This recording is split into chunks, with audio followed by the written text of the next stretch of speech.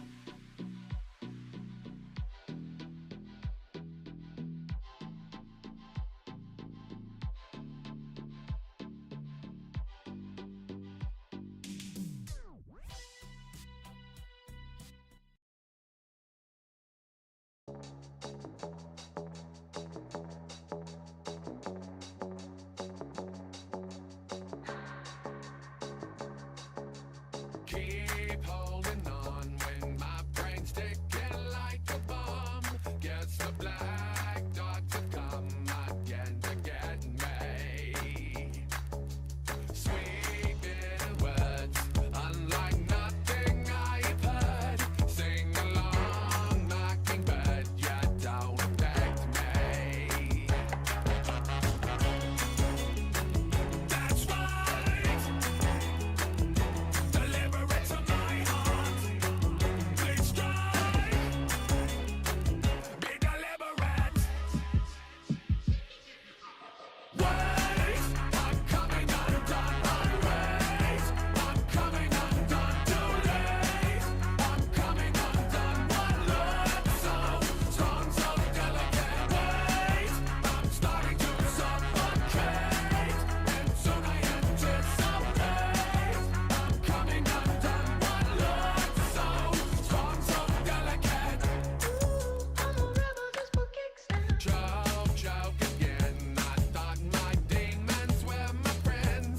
Pity me, in the end, they're out to get me. Since I was young, I've tasted sorrow on my tongue, and this sweet sugar gun does not protect me. That's right. Trigger between my eyes. Please strike.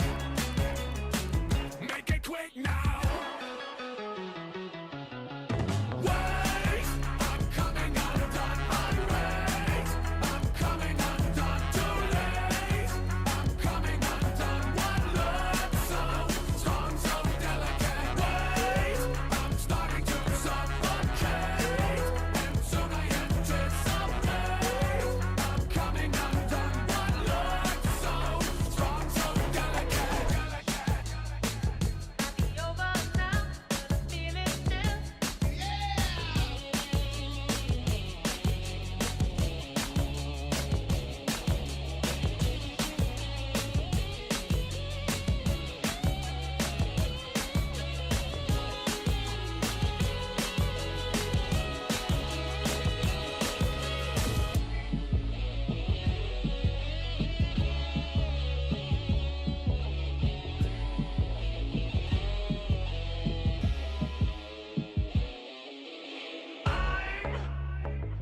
I'm trying to hold it together.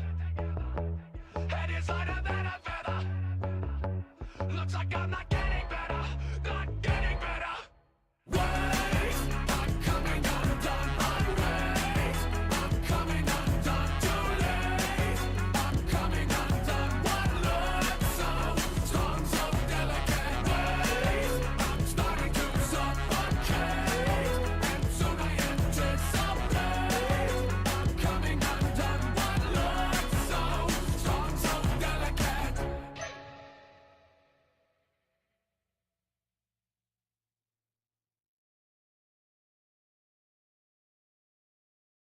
Hello, everybody. Howdy, howdy, howdy, folks.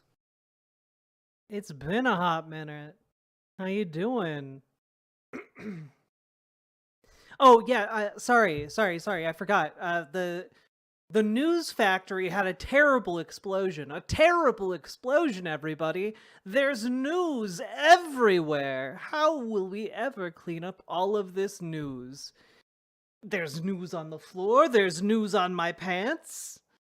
There's news everywhere. How will we deal with it? Looks like we'll have to cover it.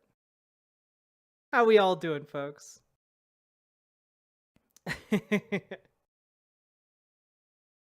Hello, Kev from Mars. Hello, German Cow JJ. Hello, VCC TV. Hello, OS Crane. Hello, Erica. Hello, Tipster. Hello, Trains and Bullshit. Hello, Snoogan. Hello, Salmon Moose. Hello, OS Crane. Hello, Trans Girl Jade. Hello, Darth Gently. Hello, Will Kale. Hello, Mr. Miyagi. Hello, Super Jet Guy. Hello, Foxbat. Hello, Solazar. Haven't seen you in a hot minute. Hello, Ukrainian. Hello, Eleanor Uj de Force? I probably butchered your last name. I'm sorry. Hello, Steve. Hello, Ulersoth. Hello. How we all doing, folks? Hello, Robert Adset. Isn't news a satanic invention that is designed to make you doom? True. That's why we should all rely on comfy fake news, okay? Only the comfiest of fake news for my chat. Hello, Monica G. Hello. Happy Monday, everybody. Rip and tear until it's done. It's okay, Solazar. I'm sure you all have a lot of stuff going on. Hello, Stadman.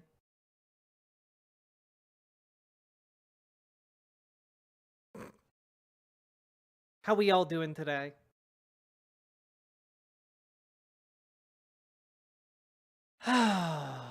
Also, I'm slowly narrowing down what songs get my stream blocked in certain countries, because I'm finding that Bill McClintock's mashups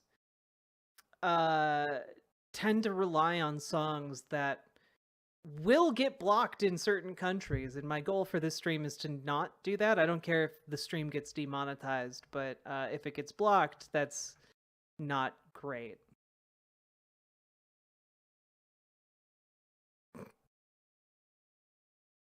Hello, Bad Ash. Also, God, my Twitter has been a cesspool, so it's nice that you guys are just cozy today.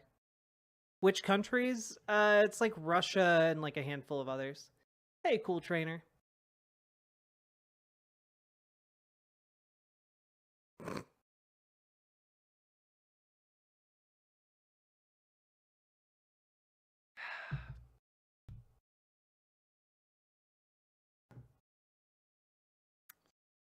Authoritarian countries, then? I mean, for the most part, yeah.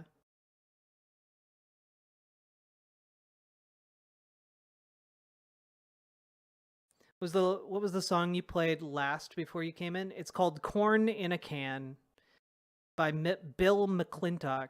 It's a mashup of Korn and Portugal the Man and Black Sabbath. Oh, Tipster, I've had a glimpse into your world, and it's insane. I think today I might do I might go over like the video Bo Blacks did on you, just because like I've worked with Rainbow Passage before, and it's like such a shitty thing that he's doing. Hey, Lonzetta, how you doing? Hey, Sassy Booper. What are we talking about today? We're talking about the news, baby. We're talking about so much news. And in particular, I'm going to be catching up on some of the stories that I've been wanting to get to and just haven't yet. I deleted Twitter, and honestly, I feel better. Anyone who can should delete Twitter. Get ready for brain rot? I mean, dude's like spending his time attacking like a survivor of the AIDS epidemic, so like, fuck him.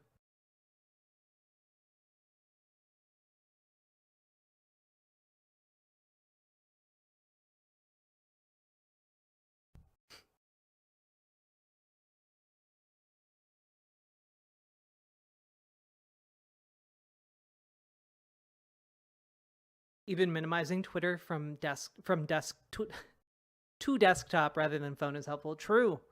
Honestly, like I wouldn't use Twitter anymore if it wasn't like necessary for me to do my like networking. Hello, non-aesthetic witch. Ooh, some nice Animal Crossing. Nice. Who's insulting the AIDS survivor? Bo Blacks. We'll get to it. We'll get to it. However, first we do need to talk about why the United States is not currently at war with Iran, which I feel like is pertinent. As many of you may know, I did an emergency stream because Iran was sending about 500-ish missiles and drones toward Israel, and those were by and large intercepted en route by U.S. Air Force and Israeli Air Force. And what I said during that stream remains to be true, which is that a lot of how this proceeds will depend on Israel, because the coherent, rational actor here is oddly enough Iran, right? And I Poop. Oh, it's Crane. Thank you for gifting a symbolic symbol at tier 1 sub. I appreciate that. And thank you for getting us off to a good start on the stream today. Basically, what I had said from the beginning was that there's a possibility that this is largely theater, that this is an attempt to save face because, technically Israel did an act of war against Iran. Like they assassinated military commanders, they blew up a consulate, which would be like casus belli for basically any country on earth. And like to give you guys some perspective here, I believe America accidentally bombed a Chinese consulate during the NATO intervention in I forget which country. The Balkans? No. Yes? Anyway, long story short, in like the 90s, the United States accidentally bombed a Chinese diplomatic facility. And it was a huge international deal. Like that is, oh, will China and the US go to war over this? Because that's an actual threat when you bomb the diplomatic soil of another country, right? And so Iran, by launching this attack against Israel, is responding to the initial provocation. However, as the stream went on, it became more details kept coming out, trickling out about how essentially Iran had communicated this attack to Israel and to the United States, and basically had been conveying the message that, hey, we're going to carry out this attack. We are going to try and minimize meaningful casualties to like the civilian population, but we are going to carry out this attack. And we would like it if that's where this ends. And of course, Israel, in retaliation to these, hundreds of drones, which upon closer inspection turned out to be like relatively minor payload drones on top of like missiles, of course, but it didn't turn out to be like the scale of an attack that one would expect if Iran was trying to engage in war. Like, it was costly, in terms of like, it was probably like several $1 million worth of military equipment, but that is for, vastly more valuable in exchange for vastly more valuable domestic support. Like you need your civilian population to believe in you, and one of the ways you do that is by really playing up how devastating this punchback was by the Iranian Revolutionary Guard, right? And so they get to save face at home, and they tried to communicate to Israel, hey, after this, let this be done. We consider this matter concluded, was their official diplomatic communication. However, what worried me in the hours after that was that Netanyahu and various Israeli officials kept vowing an act of unthinkable vengeance. We will shake their skies with our retribution type stuff. And I was worried that they might carry this out. And so that was a very long, rambling way to get you all caught up. With this, which happened yesterday, according to Axios. Joe Biden got Benjamin Netanyahu on the phone and told him directly that the United States will not support an Israeli counterattack. Which, oddly enough, very soon after that, Israel started pulling back on its promises of vengeance. They started talking about how, oh, we're going to take time. We're going to take time to create a coalition of countries, and then we'll show Iran. Which, this is good news. Because it basically means Israel had to back down from, like, what they were moving towards, which was imminent war with Iran, with the possibility of dragging the United States into it. And one of the things I talked about on the previous stream was just that Benjamin Netanyahu, for basically his entire career, has been salivating for an opportunity to go to war against Iran and to drag the United States into it. So,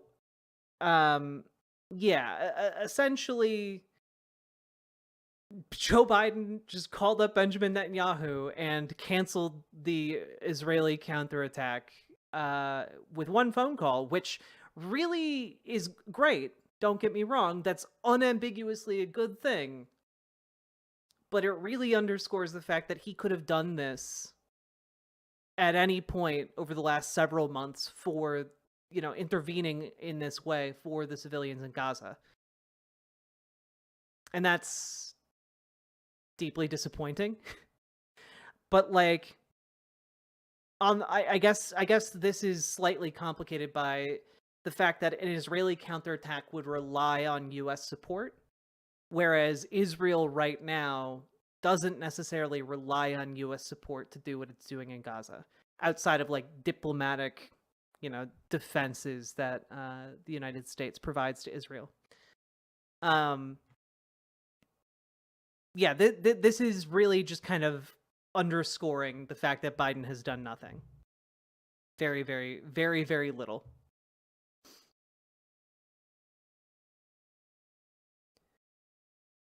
So, yes. Good news is we're not at war with Iran, and it doesn't seem like we will be in the immediate future, which is an improvement over several days ago. So we're finally drawing red lines. I mean, insofar as, like, the United States won't be participating in offensive operations, which good. I actually didn't have that faith in Biden that he would draw that line. So that's one thing. One good thing. Hey, Paladin Lost. Hey, Straw Hat Monty.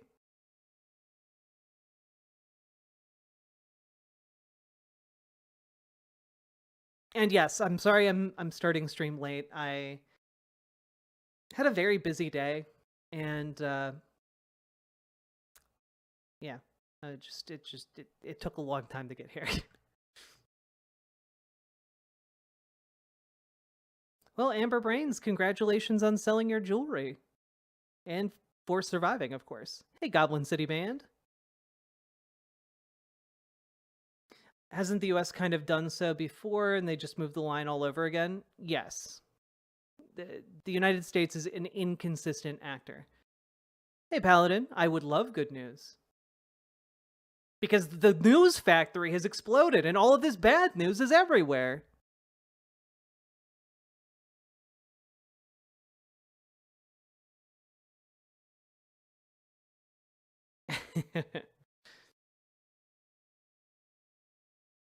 Clarence Thomas no-showed today? Does that mean Clarence Straw Thomas Hat is button. dying? Penny, thank you for gifting Straw Hat Monty a sub. I need Paladin. I need to know, is Clarence Thomas on the way out? Is he dying?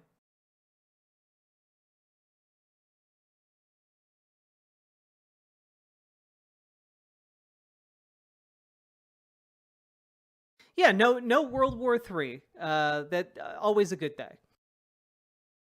We're all slowly dying if you think about it.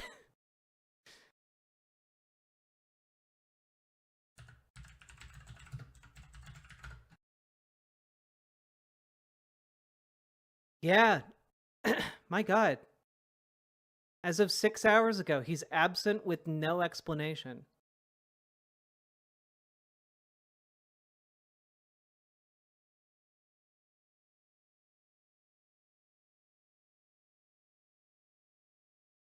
And apparently he was hospitalized 2 years ago with an infection, and he missed several court sessions, but he took part in the cases. Oh, please. Please, dude. Yeah, like generally if a Supreme Court justice is sick or ill, like they'll Zoom call in. You know, they'll phone in. Literally. I mean, he's also not that old. Like he's 75 years old, which is old, granted, but it's not like old, you know? But also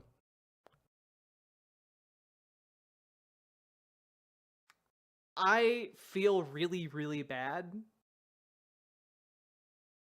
hoping for the worst, but also he's a bad man and only good could come of his death right now. Of natural causes. You aren't going to get me Fed posting.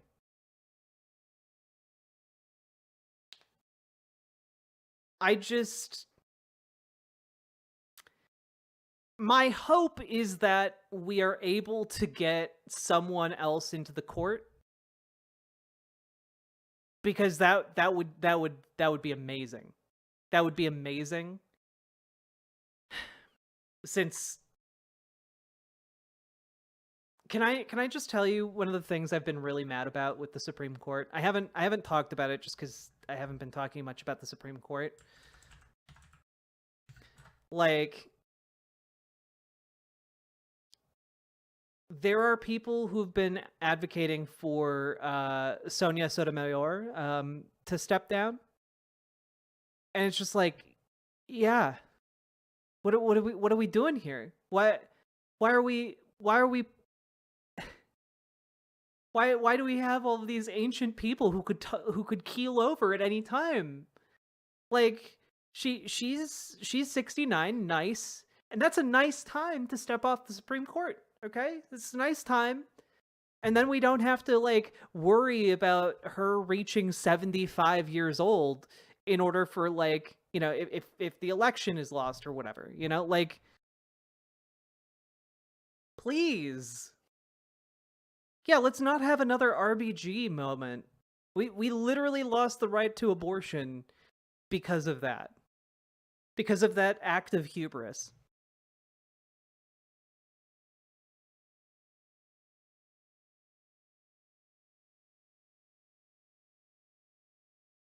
Super Jet Guy, if Clarence Thomas is absent because he was napping all day, unironically might be the best thing he's ever done.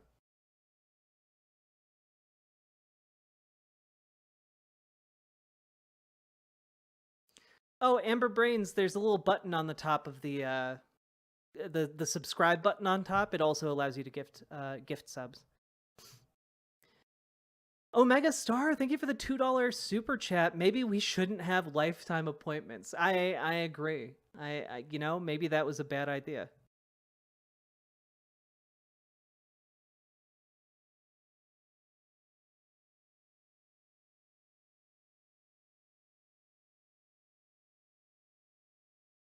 God. Anyway, so much evil has been brought into the world on account of Clarence Thomas. I sincerely hope that that those days are coming to an end soon. Moving right along. I have more important concerns, like trying to onomatopoeia King of the Hill theme song. Fair. Fair.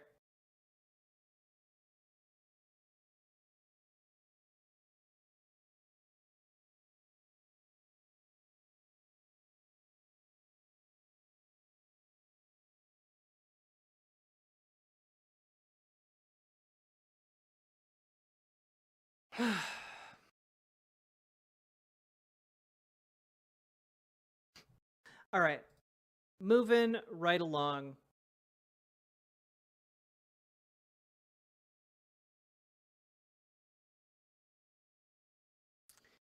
So, folks,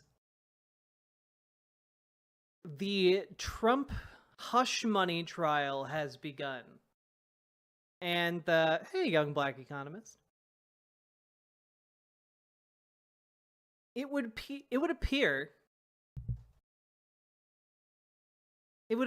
that Donald Trump is in a bit of a panic.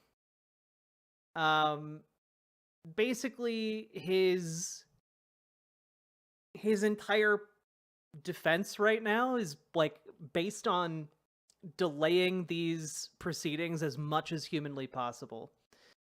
Right now they're trying to kick out as many jury members, disqualify as many members of the jury as possible. Yeah.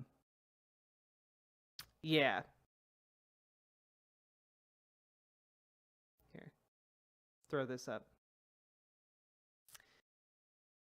Former president slowly walked through the cavernous and dingy courtroom, past 6 empty rows of benches set aside for prospective jurors, giving a quick glance to the 6 reporters sitting by the back row, before sauntering to the front of the room and taking a seat at the defense table. The vacant rows served as a reminder to Trump that he's in a different setting now, that he's a criminal defendant for the first time. By the afternoon, the courtroom was packed full with 96 jurors, some of whom may be on the jury who will hear the hush money trial against the Republican presumptive presidential nominee. Yeah. So we're still a long ways out yet, but we've gone past step 1, and now we're in step 2 of the 12-step program that leads us to sentencing. There's a stormy coming. Yeah, indeed there are.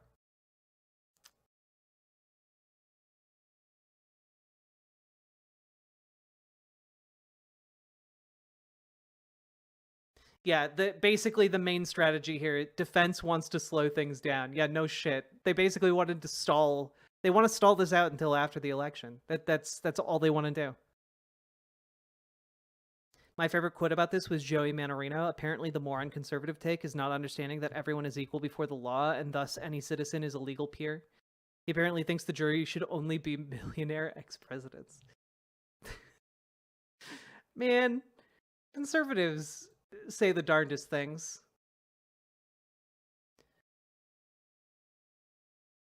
Oh my god. Also, I'm just catching up on this with you guys. This is the funniest shit. The Access Hollywood tape where Donald Trump says, they let you do anything, you can even grab them by the pussy, can't be played, but the actress who alleged she had an affair with Trump can testify. So, like, the defense got a big win by barring the Access Hollywood tape, but a big fat L by basically the actress and model he had an affair with being allowed to testify.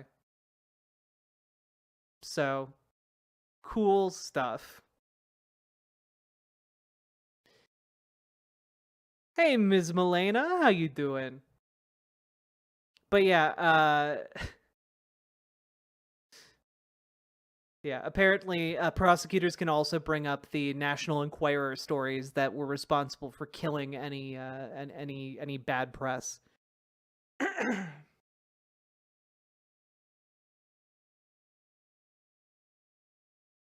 Yeah, no, Bill Casey, you're absolutely right. This is less so about the money and more about the cover up. The cover up will always get you with these cases.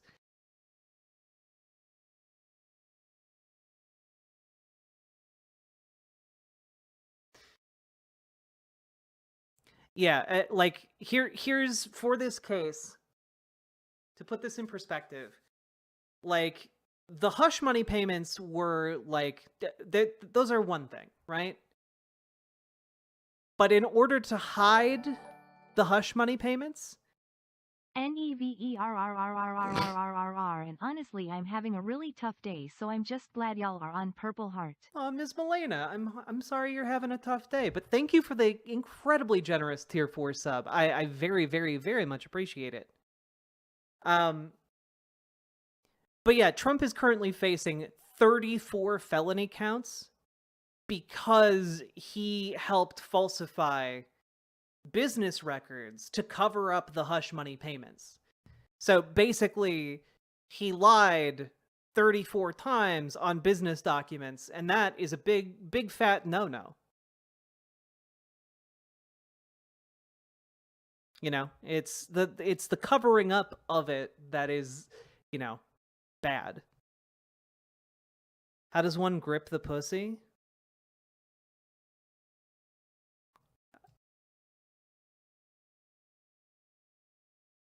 I feel like I should not explain how fingering works on stream, but rest assured,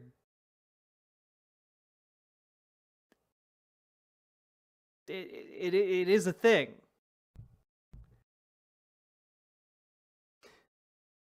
I don't want to say anything wrong. Y'all are so nice to me, like a bowling ball with feelings.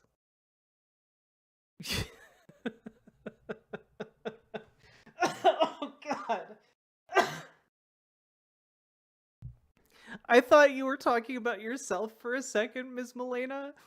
I thought you were saying I'm like you yourself are a bowling ball with feelings, and I was just like, oh, I was like gonna like say something like, no, you're good, you're good, and then I realized that the bowling ball with feelings was the other, the other thing.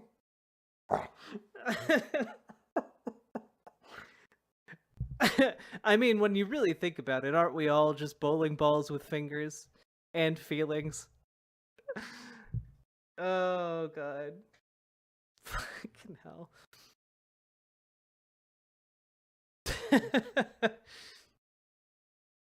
Have I ever seen the show Inspector Gadget? The villain's name is Dr. Claw. At the end of each episode, he would get mad because he lost and make a curling motion with his fingers. Be like that? Exactly.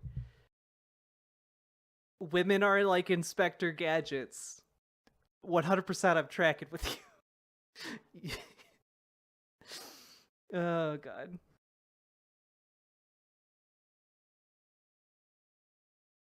Oh, also because Clarence Thomas was out today, folks. All right. The Trump plan is falling apart. The Trump plan is falling apart, folks. And by the Trump plan, I mean specifically the Supreme Court has officially turned on Mike Lindell.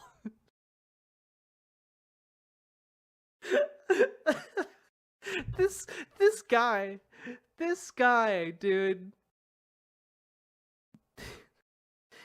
The biggest I feel bad for him in a way. I do feel bad for him because I feel like he's a senile old man, and like he's just been taken for a complete and utter ride for everything he's got. And like he's been fighting a court case for the last 2 years, and he fought it all the way up to the Supreme Court, trying to argue that when his phone was seized by the FBI in 2022, that it was a violation of his rights. And it's just like, my god.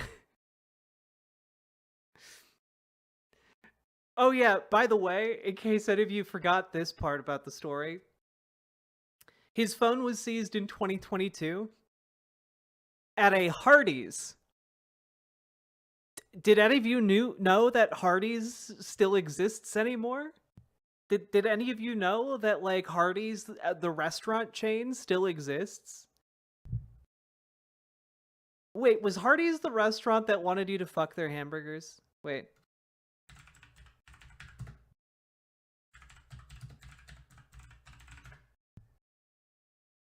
Oh my god, it was. It was. This is real. This is real, chat.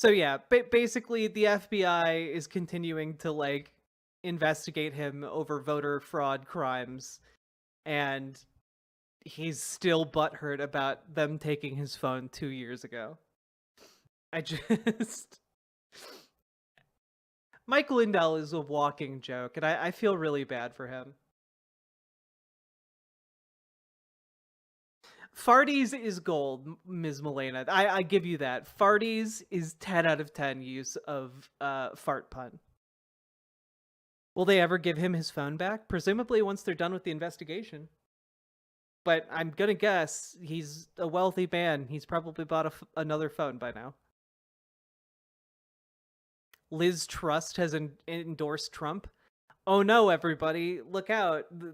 The UK's most despised prime minister has endorsed Donald Trump. Oh no.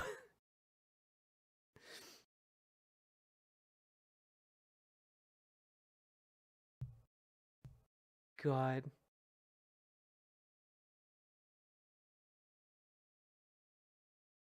Watching Mike Lindell makes me so uncomfortable. He feels so lost and confused. I need someone to take him to a home so I can feel less anxious about it. Well, yeah, no, that's the thing, right? Like, he comes across as like this doddering old man who, like, you know, his first day on the internet, like, stumbled into like this conspiracy black hole, and it's just sucked him completely dry. You know? Margaret Thatcher endorsed Trump? Basically. A prime minister that was less popular than a head of lettuce endorsed Trump.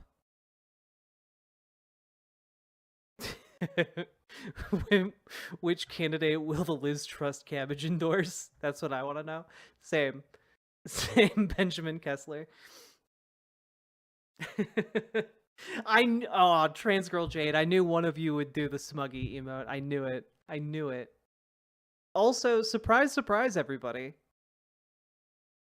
It turns out that the company that just put out a truck, rather, that is so ineffective that its stainless steel exterior rusts, that it has obvious and glaring construction flaws.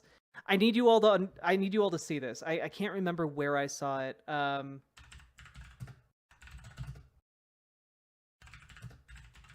This is insane to me.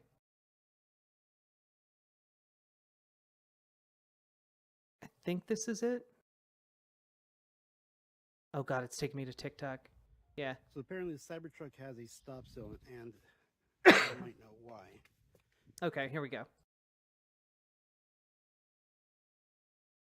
So the Tesla Cybertruck, you know, the pride and joy of Elon Musk. If you happen to buy one, no judgment against you, but like, I need you all. I need you to go and like bring your Cybertruck in, or do whatever you got to do to make sure you don't drive it, because this is a problem that could literally kill you, and it has caused a stop sell, which is Tesla like just stops selling any and all Cybertrucks. But like, look at this. Apparently the Cybertruck has a stop zone, and I might know why. It's got something to do with the accelerator pedal. This is Let me show you insane. something interesting about my Cybertruck is that pedal looks different, right? It's missing this. So a couple days ago I'm driving, and let me see if I can get a good view here. I'm driving, and this goes here. As I'm driving, this slid up and wedged itself just like that. Right now it's not clipped on, so it's kind of hard to see, but this wedged itself right there. And as you can see, based on the design of the floorboard, this sliding up, and the way this was still hooked onto the pedal, it held the accelerator down 100%, full throttle. Now, Yeah, so basically, if you drive the Cybertruck, there is a not insubstantial chance that the cover on your accelerator can just shift up and get jammed in the frame of the car.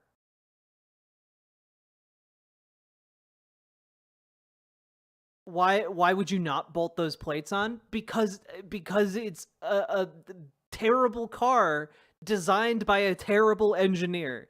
Like, he basically took a child's drawing of a truck and then said, make this a real truck. And also, I want it like 2 years before it's actually ready to be sold to anybody. Like, it's not even like a question of aesthetics over function. It's like, it is that mentality, but it's also like cost cutting. Like, it's an act of desperation to like get the car out the door as fast as possible without all of the safety testing, without any of the basics. Like, the car doors can literally take your hand off. Like, they're just solid metal. Like, this is I was luckily had a clear mind, didn't panic, and holding the brake down overrides the pedal. So I was able to stop the car, but anytime I lift the brake, it would start accelerating again. So I stopped the car, put it in park, got out. At first I thought the pedal was broken, but then I realized that nope, this was wedged down here under this little section here, not allowing this pedal to come back up. So yeah, looks like there's a refill or some kind of stop cell for that. Somebody that panics, that could be pretty dangerous. Crazy. absolutely crazy. My God.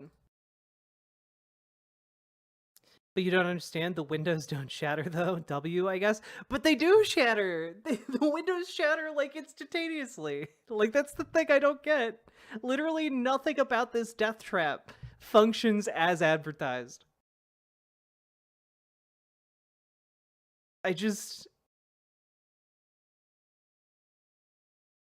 This is a video showing how impossible it is to get out of a Model X if power fails. Like, if the vehicle's going to water. Oh God. I just opened the Model X doors manually to practice for an emergency. What happens if you're in a car accident and you're stuck in the back of a Tesla Model X? The first thing you do is rip off the speaker cover. What? Next, you pull this little metal pull tab. What? And you just push. You have to manually push it open. It's very heavy, especially if you want to get it up high. Really, all you need to do is just get it open enough to sneak out. Okay, so basically, if you're underwater in one of these cars, you die. That's what I'm taking away from this. Like, if this goes into water, you're dead. Because there's no way that you're able to push the weight of the door and the weight of the water. Oh God. Like, your best bet would be to break the window.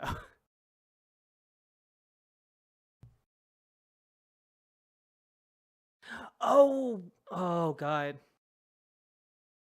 But you die while being cool. I mean, I guess that's the price you pay for being cool.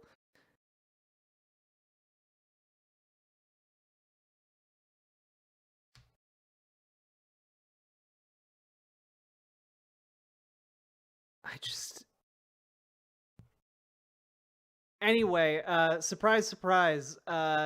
Tesla is not doing so hot. And so apparently Elon Musk sent out a memo today announcing a 10% workforce layoff, which is probably, I'm going to guess this, probably to boost his stock value. Because all of the news from like Tesla is bad. Like, all of it is bad. And the easiest way that you can boost your stock numbers is by cutting off your workforce, cutting labor costs. So that is like a huge way one can boost your stock value, but also you know, as one might imagine, when your initial stock problem is being caused by the fact that none of your products have adequate safety standards, you kind of need the workforce. So like, this is, to me, and this is just my reading, and I could be terribly wrong, this seems like kind of like a death spiral situation. Like, I don't think Tesla the company is gonna go away anytime soon, but like, at a certain point, like, especially for like the Cybertruck, there's only one guy to point a finger at. That's Elon Musk. Can people sue over this? Yeah, if somebody dies in a Tesla, you could absolutely sue over these like safety failures. Yeah, and you know, by the way, do you guys know how bad you have to be for like someone to say like, this is like the Pinto all over again, but worse?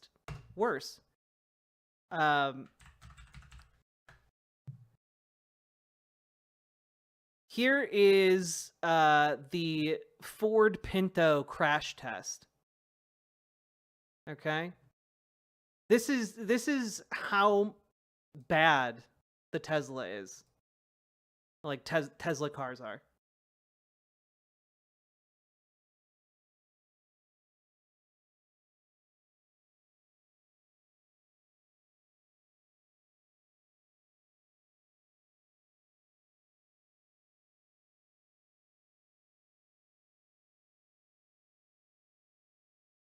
Just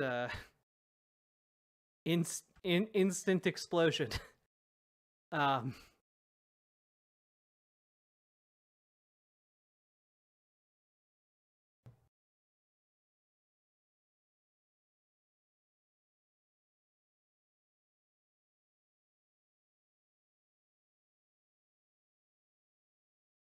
Anyway, yeah. Tesla cars not doing so hot. It's like a joke failure you'd see on The Simpsons, right?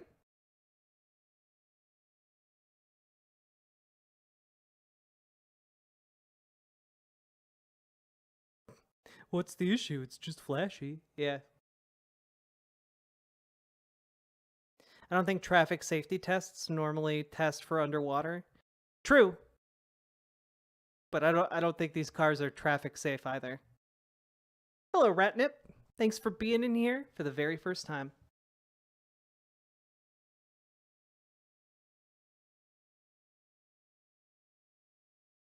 This is literally the car Homer built.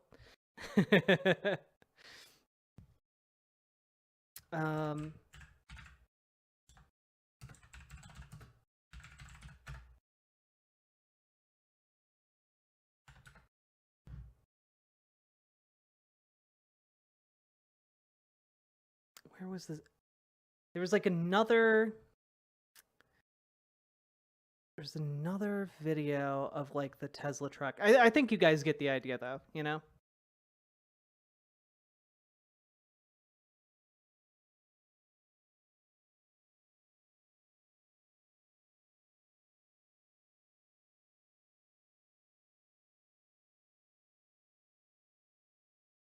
Most fire departments aren't properly prepared for an electric car immersion event. They don't know if it's safe to approach or not. True.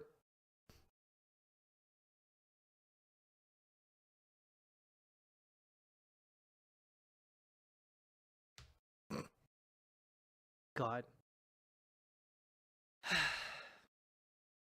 Elon Musk. The goddamn goober. It's gonna get so many people killed at some point.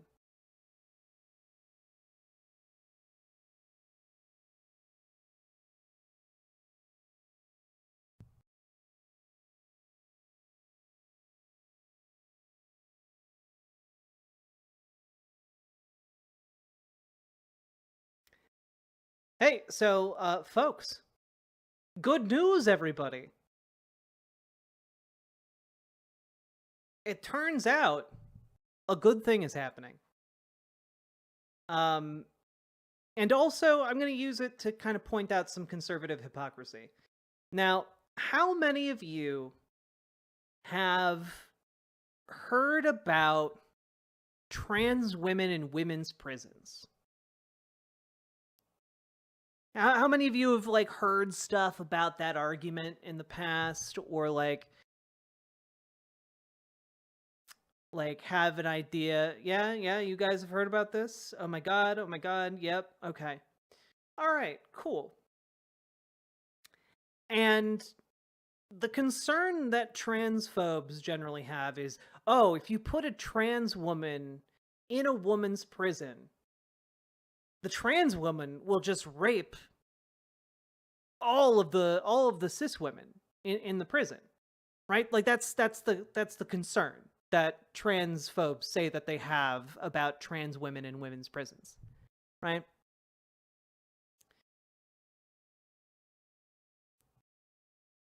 Well, my question has always been, why do these transphobes who care so much about the safety of women's prisons not talk about the rampant sexual abuse in women's prisons when trans women aren't there? You know, that's my question, because it's not like sexual assault is like happens when like a trans woman is put into a women's prison. No, there are women's prisons that already have that. It's almost like these people don't actually care about women's prisons and don't actually care about sexual assault or rape. And I say that because, interestingly enough, today, a good thing happened. California announced that they are closing one of their most infamous prisons. And it's basically, when I say that, I know what you might have in your head as like a general bar for like how bad this would have to be. It's worse, because this particular prison was called the Rape Club. This women's prison was so bad, it was nicknamed the Rape Club.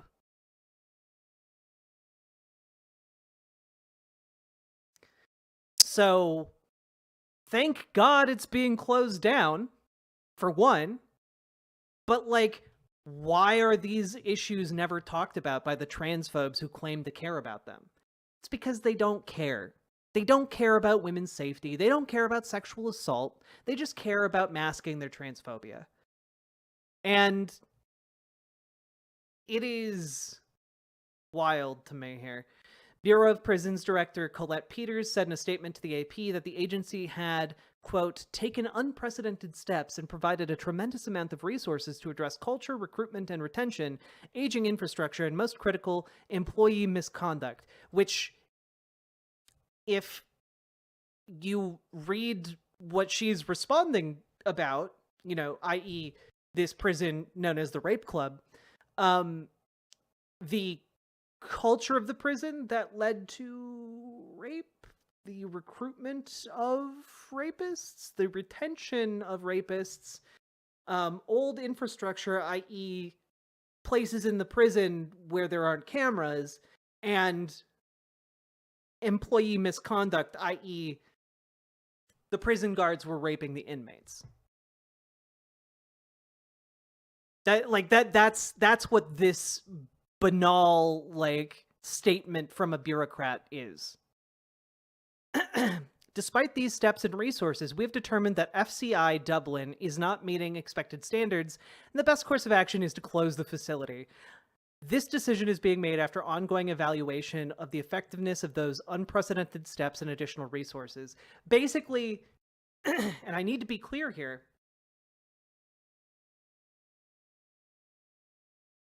the head of US prisons is saying, yeah, we could not get them to stop raping prisoners, so we're just going to close the entire facility and wash our hands of it.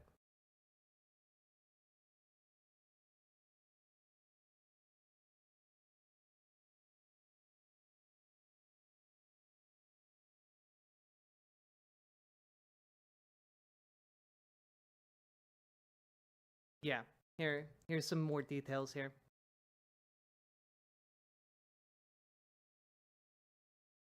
The women currently housed at the prison will be transferred to other facilities, Peters said, and no employees will lose their jobs. Yeah, you care so much about the safety of the prisoners. You care so much about their rights. You care so much about this. And yet, despite this persistent, ongoing threat from the employees, no one is going to be held accountable. Not a single one of them is going to lose their job for, again, working at the rape club.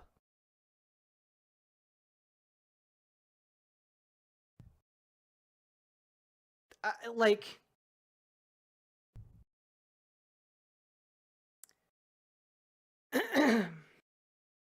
yeah, here we go. Advocates have called for inmates to be freed from FCI Dublin, which they say is not only plagued by sexual abuse, but also hazardous mold, asbestos, and inadequate healthcare. Yeah, I'm sorry, guys. Like, when you get sentenced to prison, we're taking away, like, your freedom. Like, obviously, right? Like, that's part of what the concept of a prison is. But we also have laws against cruel and unusual punishment. And holding people in a cell riddled with asbestos and mold is cruel and unusual punishment. You're literally giving them cancer, and on top of that, your employees literally can't stop raping the prisoners. Last August, 8 FCI Dublin inmates sued the Bureau of Prisons, alleging the agency had failed to root out sexual abuse. Amaris Montes, a lawyer for the plaintiffs, had said inmates continued to face retaliation for reporting abuse, including being put in solitary confinement, which, by the way, is classified as a form of torture, and having belongings confiscated, i.e., they stole their shit.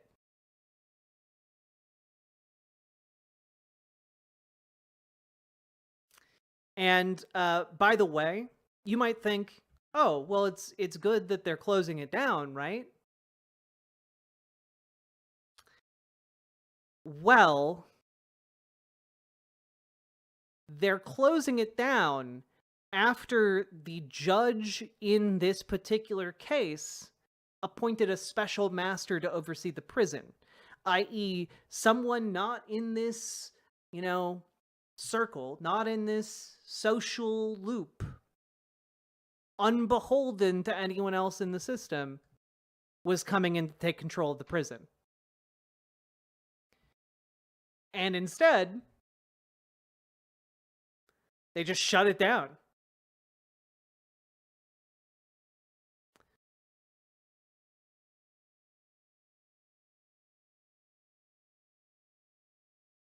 Yeah. And the lawyer says it's a signal that the prison knows that they are not meeting constitutional standards to keep people safe from sexual assault and sexual harassment. I.e., they are such a huge, glaring legal vulnerability, such a walking lawsuit waiting to happen, that rather than allow any of that potential evidence to come to light under a special master, the Bureau of Prisons just closed down the hospital to prevent that evidence from coming to light.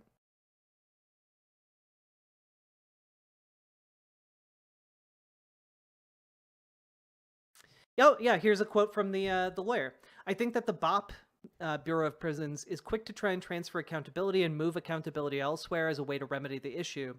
And that would mean, moving people quickly without addressing people's needs right now.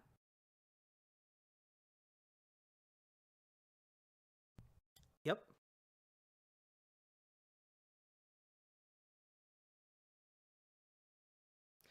Ariana Jasmine, thank you very much for the raid. Welcome, Raiders.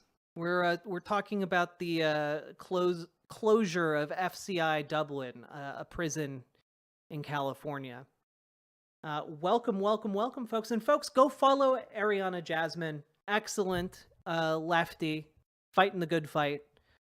Go give her a follow, okay? And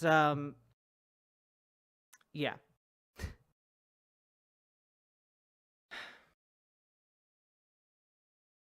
And guys, there's a reason why this prison was called the Rape Club. And that's because the Associated Press did an investigation in 2021 on this particular prison.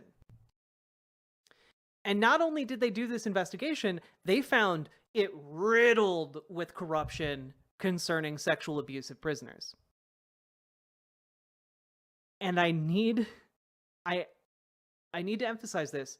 Over the past 3 years, 8 of the employees at the prison have been charged with sexually abusing inmates. 5 pled guilty, and 2 were convicted at trial, and the last one is still up in the air. It hasn't been decided yet.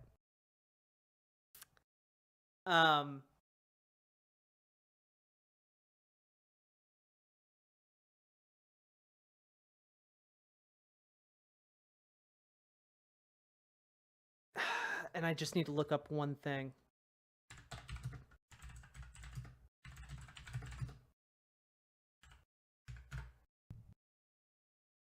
I need to know how many.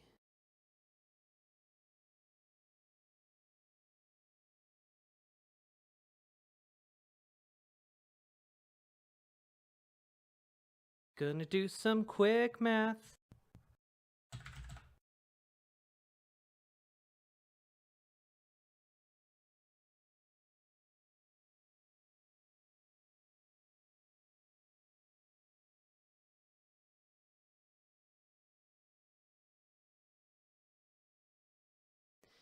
Yeah. Guys, like there were several hundred employees at this camp. Not this camp, this prison.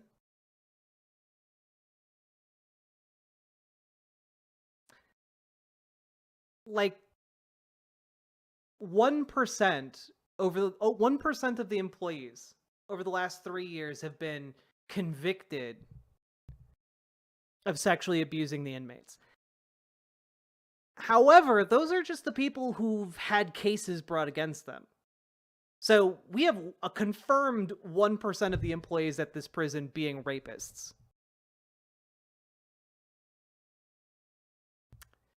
And with the systemic issues being so big and glaring that the prison had to shut it down for fear of lawsuits, it's probably a lot higher than just what we know of right now.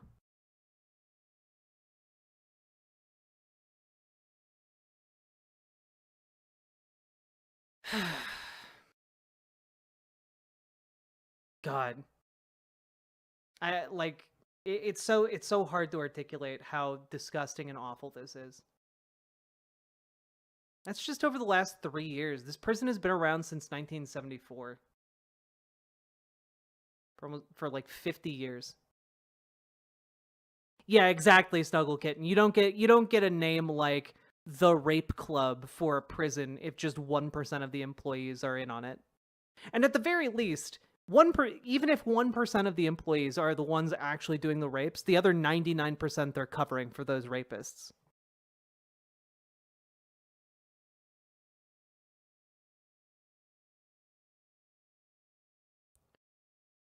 I'm still...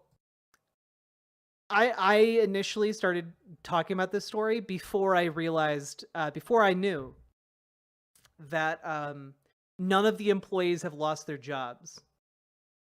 So I guess it's a W that the prison is closed, but it's a major L that all of the employees are retaining their jobs. I guess the other minor W here is that the case against the prison will continue from here on. Largely because the lawsuit is against the Bureau of Prisons.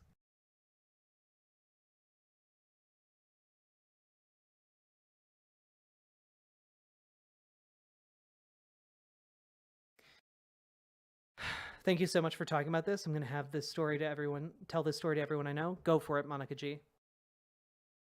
More people need to know. More people need to care. More people need to care about prison rape.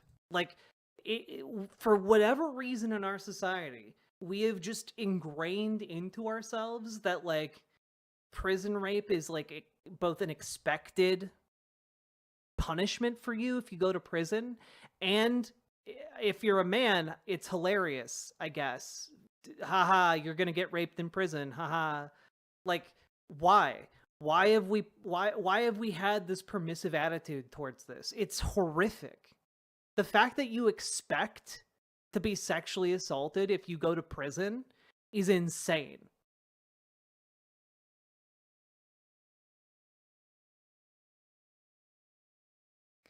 I should just go read, but is there a TLDR for how they were persuaded to close the prison? The TLDR is that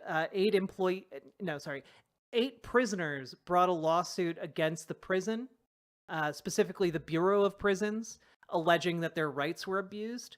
And their case was so compelling that a federal judge put a special master in charge of running that particular prison. And since the case is against the Federal Bureau of Prisons, the Federal Bureau of Prisons just shut down the prison because of how big of a legal liability it was. Because basically, if these prisoners win their case, like every other prisoner in that prison, like, can make the same case.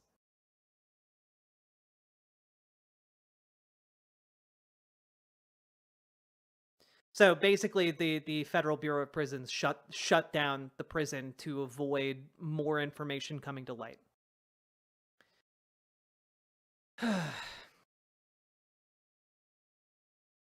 Is it 1% of all employees? I'm just saying, in the last 3 years, in the last 3 years, 7 employees have been convicted of raping prisoners. That in one prison, that is a lot of employees.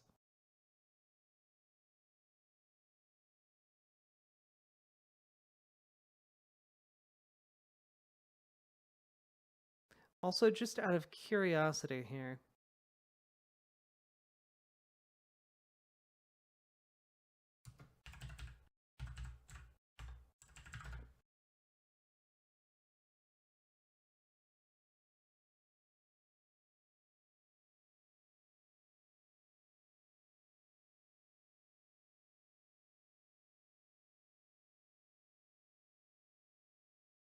I just want to know, like, I want, like, an accurate number of how many people work there.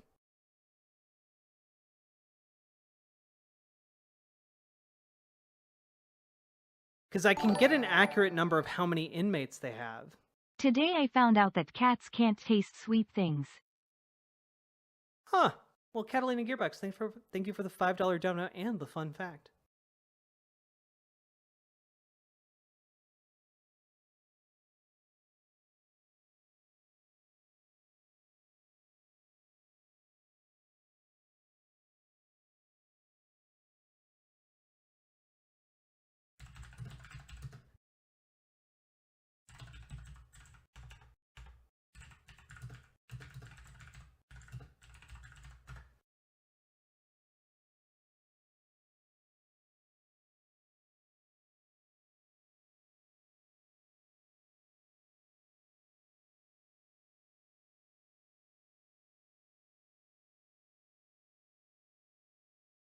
None of these numbers are helping me.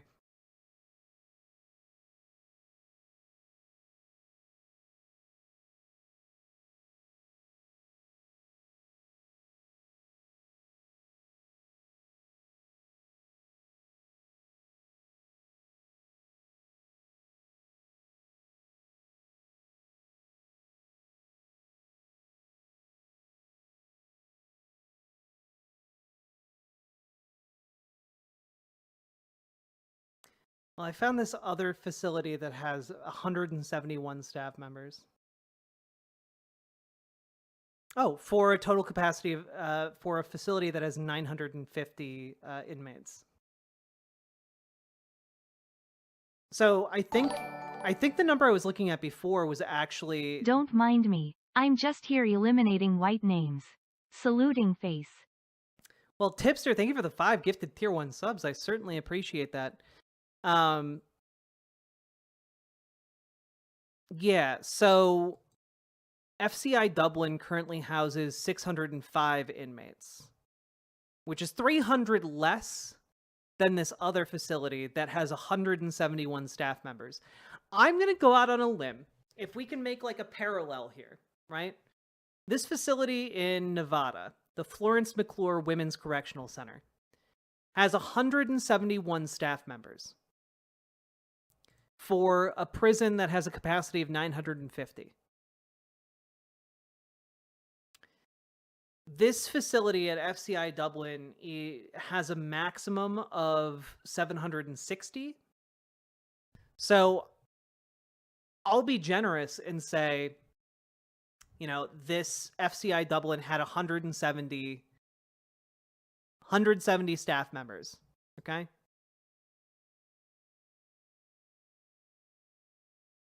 Yeah, sorry. The number goes up to like about 5%. 5% of the staff have been like convicted of rape. That's crazy. It's listed as a low security facility with a satellite camp. Yep.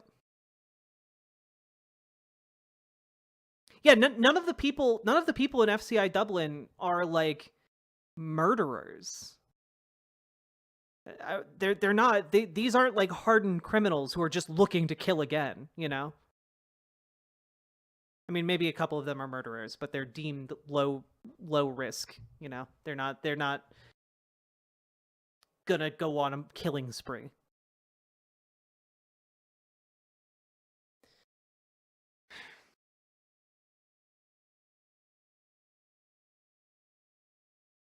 Rape in prisons is mostly about having power over someone more than any sexual gratification. I mean, rape in general is a crime of power. You know, rape is very not about physical pleasure for the vast majority of like people who've been studied on this.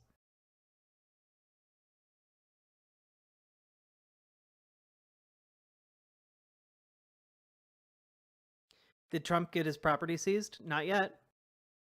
Not as far as I know.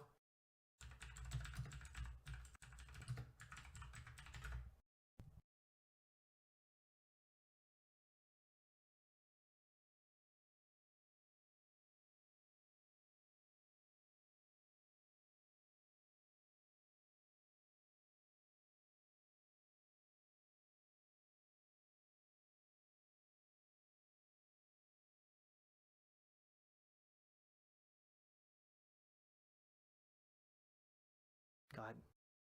Okay, we're going to move on from this topic. My God. Also, folks, if you've been watching, we've been streaming for over an hour and a half. If you guys have been enjoying the show or learning anything new, getting anything out of this, please hit the follow button on Twitch and please consider dropping some subs or donos. And remember to hit the like button on the YouTube stream and hit the subscribe button as well. Did you turn off sub alert? I did not. But Twitch is also dodgy at best.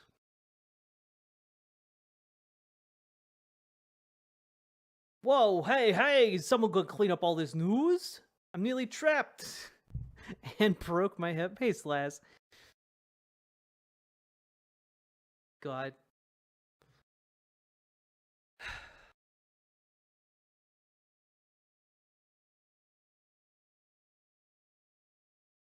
Also, can someone who watches like Hassan stuff, can someone confirm like if his 30-minute long World War III is about to happen video was that serious or was that clickbaity?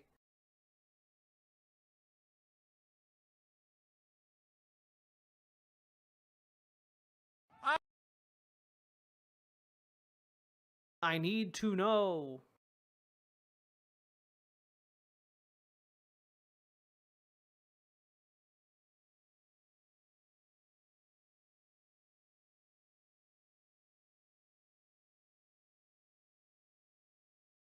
People watch Assad? It has been said. Who's Hassan? The male version of Riverboat Jack.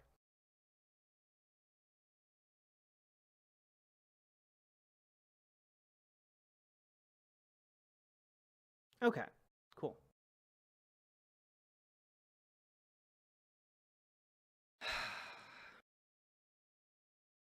All right. Can we talk a little bit about Freedom Tunes?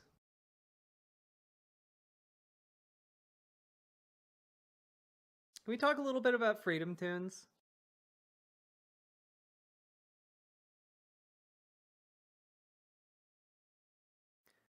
Sure.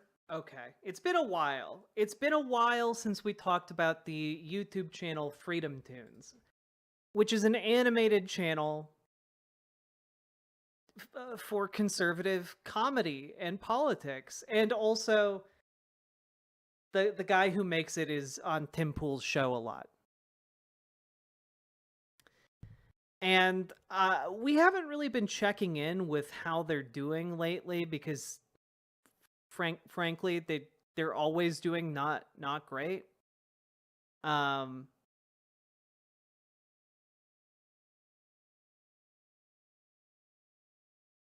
I'm trying to think where's the best way for what's the best video we can jump into here.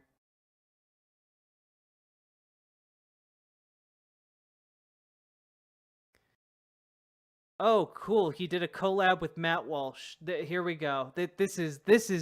This'll get me clicks, baby. This is how we make the YouTube happen. Happy Thanksgiving. Happy Thanksgiving. Where's the turkey? Disgusting. You celebrate Thanksdigenous Peoples Day by feasting on an innocent creature?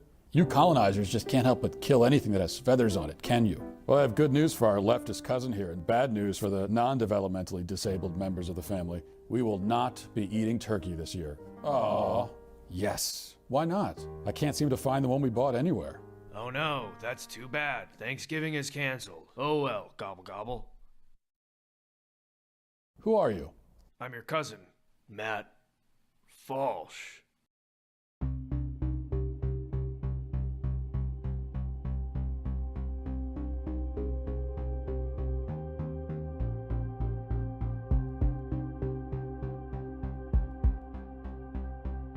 Is that Bosch? I can't help but feel a creeping suspicion that you might be a turkey. Of course I'm not a turkey, that's ridiculous, gobble gobble. You look like a turkey. And what exactly does a turkey look like, Matt? Gobble gobble? I suppose, I don't know, do you? I am a turkey studies professor. I may need to ask you some questions. So, what is a turkey? A turkey... I'm sorry. I'm sorry. I personally wasn't prepared for this. Because like Goblin City Band, yeah, the first part I wasn't prepared for was like they almost approached like a funny joke and then like just ran away from it in the opposite direction. That was the first thing I wasn't prepared for. The second thing I wasn't prepared for is them trying to like parody a clip of Matt Walsh talking with like a gender studies professor and getting like absolutely wrecked in like that's a scene from his movie where he gets destroyed. Like it's ridiculous. They have to like edit through the scene to make him seem like he's in the right. Let's see if I can find it real quick. Matt Walsh is a woman. Professor scene. Do we have it?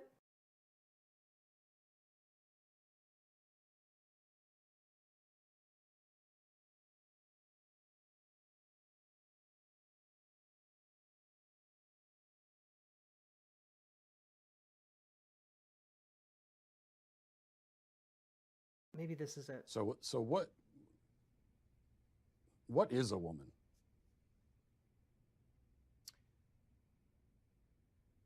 Why do you ask that question? just really like to know. What do you think the answer to that question is? Well, I'm asking. That's why I came to a college professor who's this is what you do. What other kinds of answers have you gotten?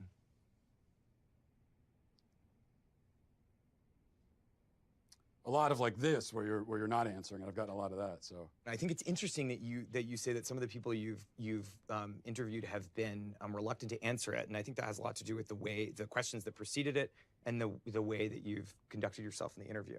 how have I conducted myself? How do you think you've conducted yourself? You just really don't want to answer the questions, do you? I came today very willing and enthusiastic about answering questions about women's and gender sexuality studies, which is So the you work that I wanted do. you wanted to answer questions about women's studies, and so shouldn't the first answer you should be able to provide is what exactly is a woman? Well, it's You know, it's funny. Matt Walsh would instantly lose any kind of like intellectual back and forth with like intellectual titans from like 2,000 years ago. for me, it's actually a really simple answer, and that's a person who identifies as a woman. But what are they identifying as? As a woman. But what is that? As a woman. Do you know what a circular definition is? I do. It's sort of like what you're doing right now, where a woman is a woman. Mm-hmm.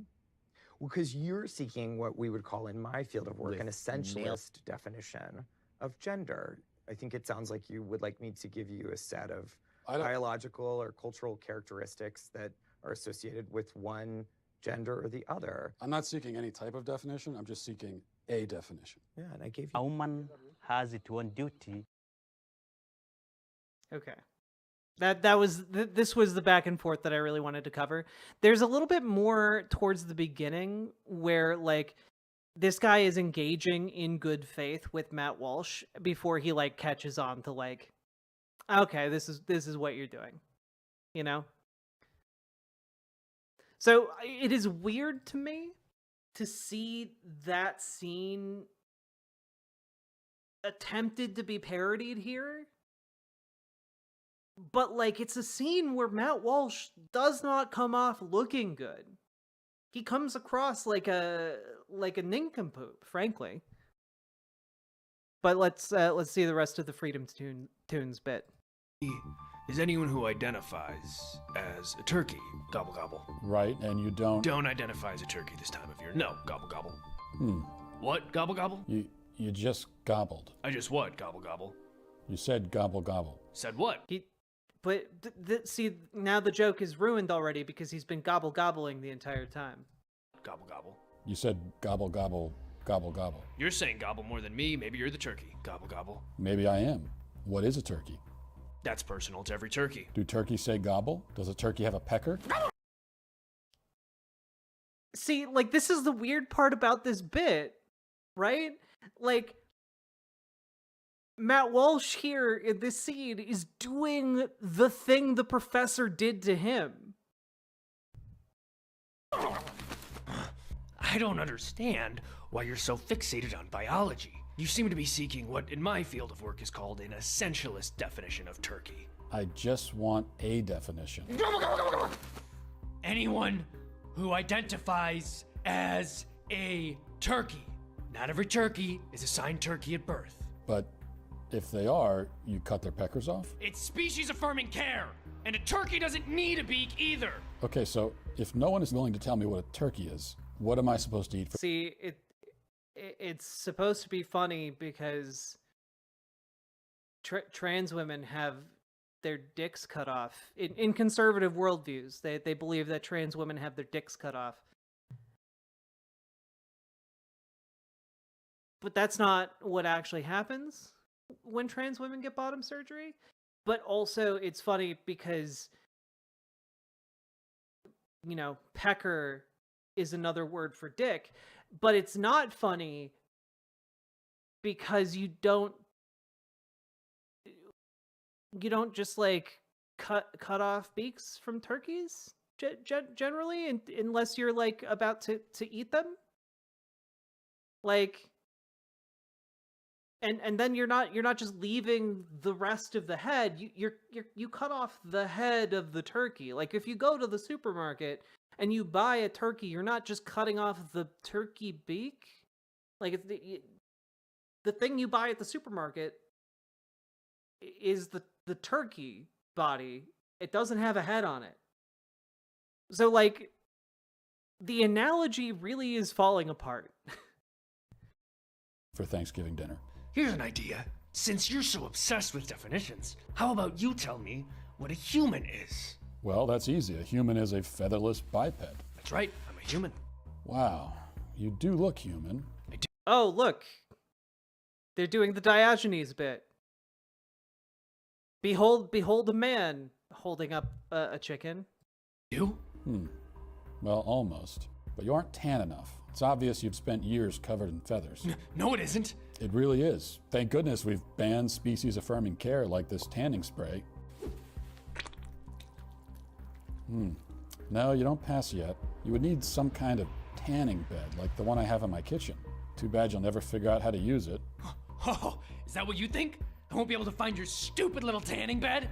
Ha! No, please, I'm begging you. Don't try it. It'll be too difficult for you. Nice try, Walsh, but you could never outsmart me. I'm a turkey studies professor. No, please, anything else. I'm begging you. Too late. No, what will I do? But this is the thing about conservative comedy that like fascinates me. It's like staring into the abyss. Why did Matt Walsh, in the context of like the clip, right? He was interviewing the turkey to determine whether or not it was a turkey, right? He didn't just call it immediately and like, no, you're a turkey, get in the oven. You know, like he went and had an interview with the turkey.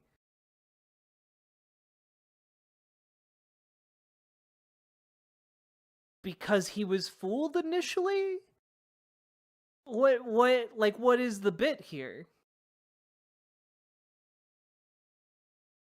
No. Moron. Happy Thanksgiving, everyone. Happy Thanksgiving. Ugh, I thought we were eating tofu. Also, again, you don't cook the head of the turkey. So like why is this a bit though? Like what this doesn't even make sense.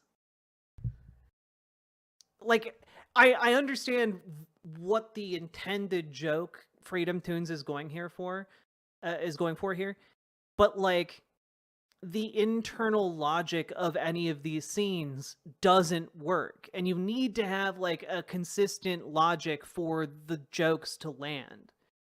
Otherwise, they don't land on anything. Doesn't the whole Diogenes thing actually prove Matt Walsh wrong? Yes. Which is why it's really weird to see it brought up at this video. Happy Thanksgiving, everyone. Happy Thanksgiving. Ugh, I thought we were eating tofu. Don't worry, it's human. Oh, wonderful. Please pass some.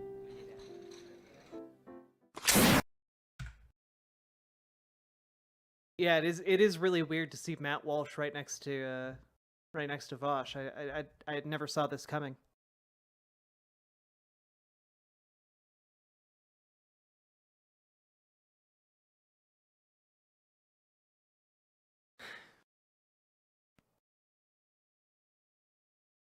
He was initially fooled by the turkey not being a turkey. It's almost like they can't always tell, right? Yeah, no, like for sure.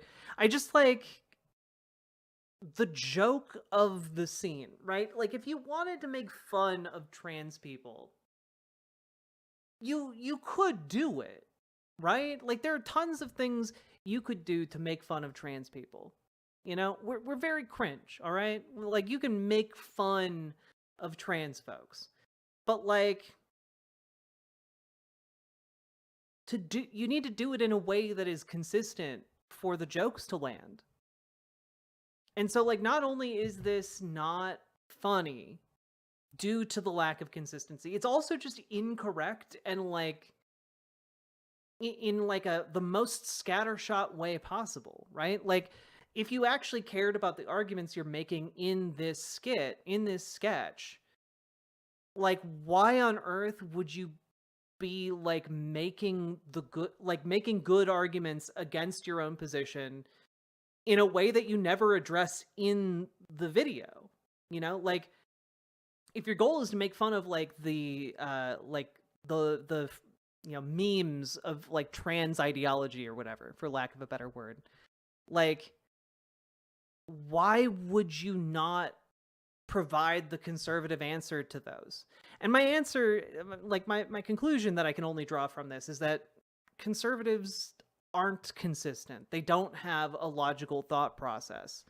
You know, this is merely transphobia in an animated package, you know? And like that's fine, I guess, but like I guess what I'm asking for is a better adversary here. You know, like why would you directly correlate your bit here to a video of Matt Walsh getting like his asshole blown out, like in the marketplace of ideas? Why would you like make the Diogenes argument when like it disproves the conservative position on trans people? Like it's so incoherent in that way that like it's, I mean, as like a lefty, like it's so incoherent that like I'm not offended by it, even though the entire bit is like frankly like trans people should die. Like that's the entire that's the end of this video, right? That might be Freedom Tune's fault. Yeah, it might just be that these are made by a completely inconsistent and incoherent individual. Who could say? Worry, it's human. Oh, wonderful. Please pass some. I'm not thankful for anything. You have everything to be thankful for! Thank God with Hollow! Hollow's the number one Christian prayer in the U.S. Oh. Cool. This is an ad for... Alright. Yeah, God's literally trying to sell you an app, everybody. Good stuff. Anyway, it's been a while since we dove into these, and they're pretty heinous, generally speaking. Like, here's this video, right? This video, by the way, was made in response to like a mother and her like infant child getting tangled up in razor wire while trying to cross the Rio Grande and dying as a result. So, you know, obviously you got to make a funny conservative video about it. 2,000 citizens being murdered by illegals each year. Meh. Whatever. Their food's so yummy. That's the price of diversity. Yum, yum, yum, yum. These things happen.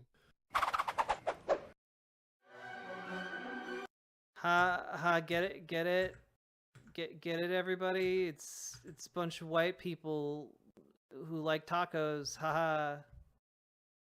It's the whites and the gays. Ben.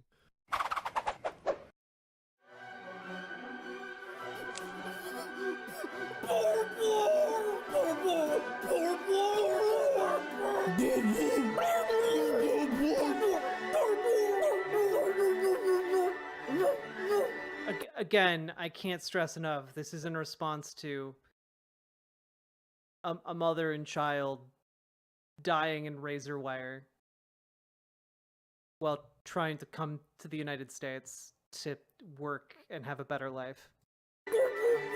Listen, we can't just allow anyone to flood into this country. Thousands of citizens are killed every year. Yeah, you know, barbed wire. Okay, tens of thousands of children are being sex trafficked because we're not protecting our border. We need to... You know, and again, just as an FYI, the tens of thousands of children who are being sex trafficked are, generally speaking, not brought in over land crossings. Like, they're not brought in over, like, undocumented, you know, coyotes across the border, they're being flown in. They're being driven in. Like, if you care about sex abuse, if you care about like sex trafficking, you should know the basics about it. And this is why earlier on the stream today, I talked a little bit about like how people don't care about sexual assault in prisons, and transphobes don't care about sexual assault in prisons unless it can be used as a mask for their transphobia. And here I would argue the same thing. Like, this isn't Freedom Toons doesn't care about child sex trafficking. Are you kidding me? Because if he did, he would know that they aren't coming over the border as undocumented immigrants by like coyotes.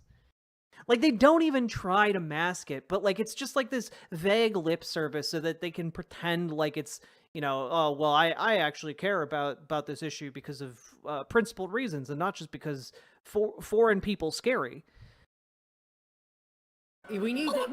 We literally, every country has a border. We gotta have a border. You wouldn't build a wall. How else are we supposed to protect the border? It's deterrent. No one's defending our border. Someone has to do something. Yes, barbed wire. Barbed wire. Barbed wire. Barbed wire. That's an awfully hard barbed wire. Barbed wire. Barbed wire. Barbed wire. Oscar. Oscar. Barbed wire. As per presidential decree, we're getting rid of the barbed wire. And everybody's got to take the barbed wire. How is this not over yet? It's a 2-minute long video. This has felt like an hour of my life. Vaccine.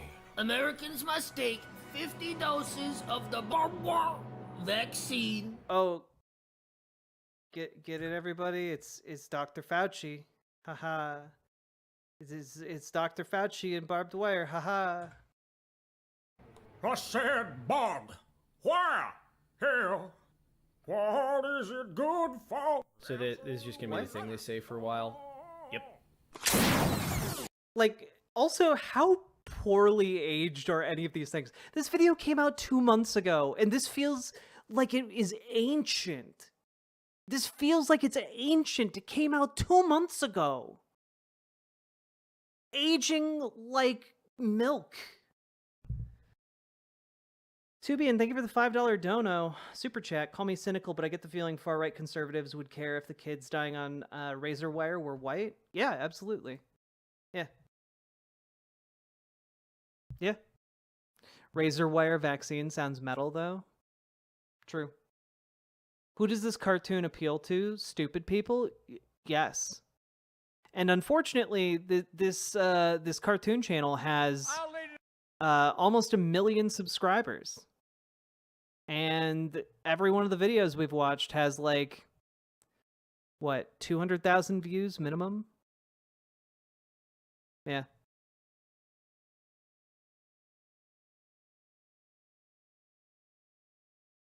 What does the COVID vaccine have to do with borders? It has nothing to do with borders, but they continuously bring up this shit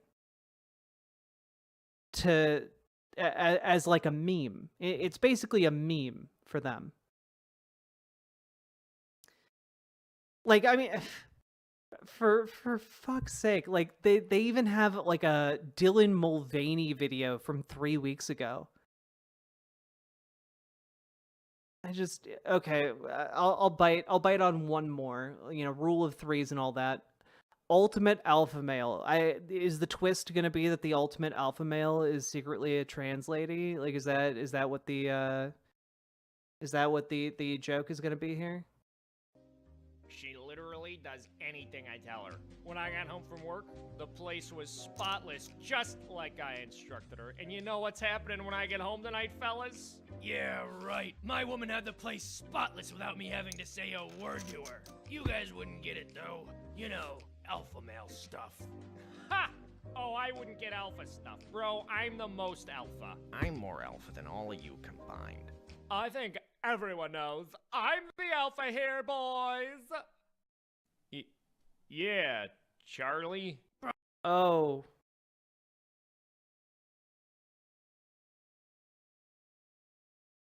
I guess he's gay. That's it. Oh, I'm so alpha. My wife spends an hour packing my lunch every morning. Oh yeah? My wife has a gourmet dinner waiting for me as soon as I get home from work. Every day. I'm so alpha, my wife is the one who goes to work for me. Whoa. Yeah, I get to stay home all day, but enjoy the rat race, betas! Anyway, she stays late with her boss every evening just to make extra money for me. Chanel ain't free, boy. Charlie, That's the most alpha thing I've ever heard. What? Can you teach me? Wait, are you guys serious? Charlie, you're gonna love this. I'm such an alpha male. Last week, my wife got rid of my old chair because she thought it was ratty. Oh, I laid down the law with her. I said... Threw out your chair? Please. Huh? You think I let my wife It looks like Rick and Morty in South Park had sex, and this is the result. That's giving this so much more credit than it deserves, Catalina Gearbox. Thank you for the $5 dono. Good night, Erica. decorating in my house? Oh. I pick it, she buys it and puts it together. Ugh, I wish I could get my woman in line like that. I mean, don't get me wrong, she does a lot of things I tell her to, but the other day she threw out my old shirts and... My wife would never. She knows who's in charge.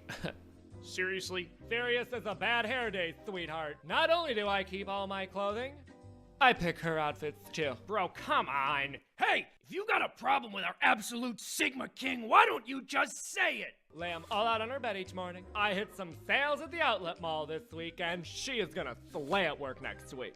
And you know what her coworkers are gonna say? What are they gonna say, Charlie? That one married the alpha. Save some for the rest of us, sexy boots. Oh, let me guess, the alpha male cooks for his wife too? You think I cook?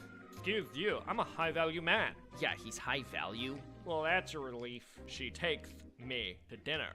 Of course she does. Dude, that's so cool! Yeah, but how long does it take her to pick a place? Tracy takes an hour to make her mind up anytime we go get food. Rebecca.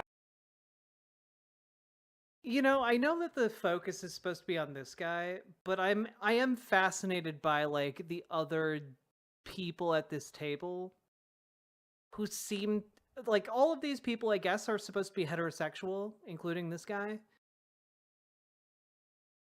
It's weird how much they hate their partners. You know, like this is, for me, this is the personification of like, are the straights okay? Like what on earth are you doing if this is how you feel about your loved ones? This is how you feel about your partners. And like, how on earth could you, like, if your partner, if you find out your partner is watching Freedom Tunes and is like watching this video and finding it so funny, like, how can you continue liking them? Like this is like, oh yeah, my bitch wife is basically a robot, the robot from the Jetsons, and that's the way I like it. And it's like, what? Why? Like, why do you hate your partners this much? Why don't you find someone you actually like, who you love and respect as a person? You know, like, I cook and do laundry for my wife. Yeah, like I cook for my partner. You know, like I try out new recipes and we make decisions together. And like, I like that. I like the decision making together. You know, like that's fun. But like, I don't understand this, like, basically wanting to have a sex maid. I don't get it. Is it really just a complicated idea such as treat your partner with respect? You know, that's too complicated for the conservative mind, I guess. Has the restaurant picked and reservations made every time we go out. If there's not a plan, I'm not going. What's your secret? His secret is he's incompetent. He doesn't do anything. He's just letting a woman provide for him. Oh? Weren't you just bragging about how you always get whatever you want from your wife? And that's different. Oh, is it? Really? Masculinity's about providing, or it's about taking. Sorry if that sucks the jelly out of your donut, sweetie pie, but by your definition, I'm the most based alpha who's ever lived. Let's see about that. Yeah! We love you, Look at that. My wife stayed late at work, and I still made more money than her tonight. Hey, baby, come step into my office. For the last time, and you're planning a surprise date for my alpha husband. We'll cheat on him when I'm done. Become a member at freedomtunes.com for exclusive. I don't know why I subjected all of us to this. I knew that this was going to be miserable and awful and bad. And yet, we did it anyway. And I'm sorry. I'm sorry. I'm sorry that I subjected you all to what conservatives think is gut-bustingly hilarious. Yeah, this one at least had a punchline, which is not the case for all Freedom Tunes.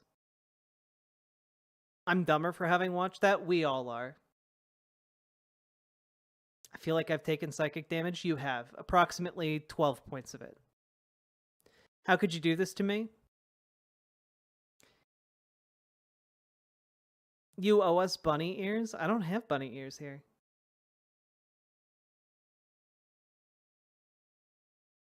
Much worse than the red dress song? True.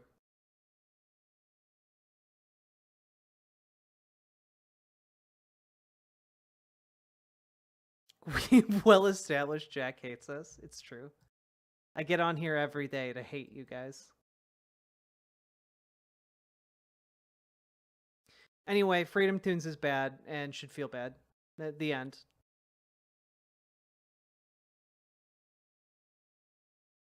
See me in a red dress.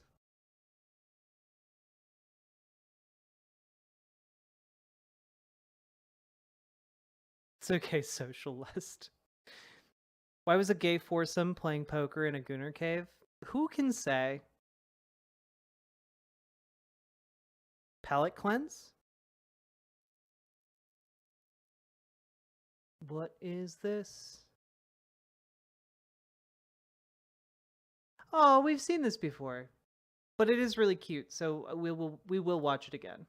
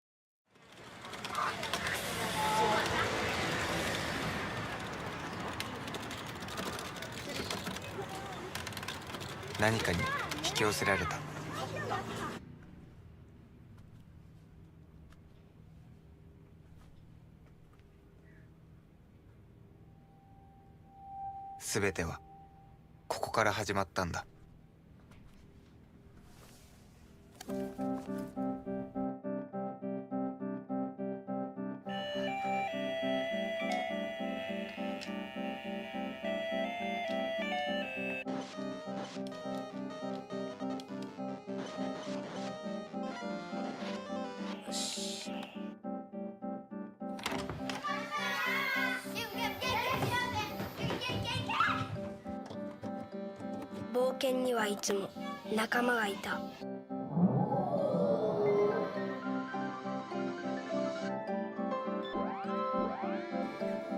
力を合わせれば何だってできる気がした。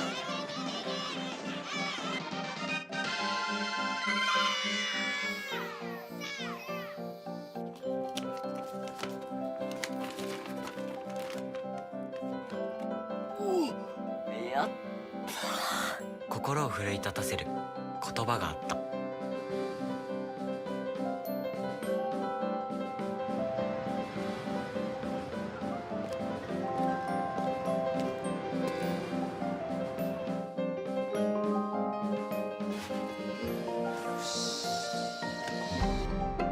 心を躍らせる景色が広がっていた。時には心を締め付けられる決断もあった。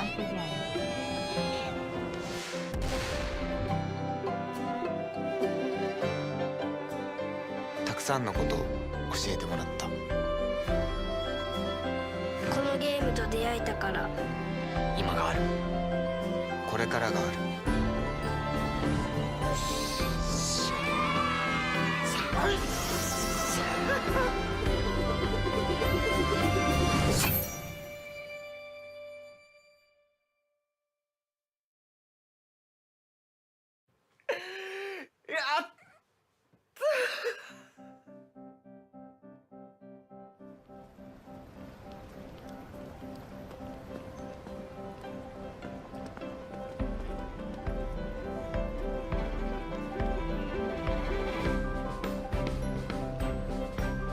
続け聖剣伝説のある人生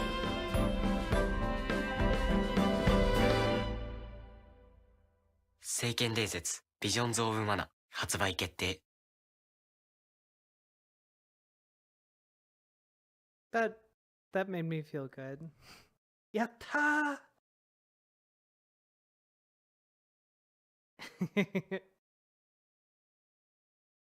The Legend of the Government. Visions of Mana, baby. Let's go. Yeah, it's an actual game. It's coming out this year.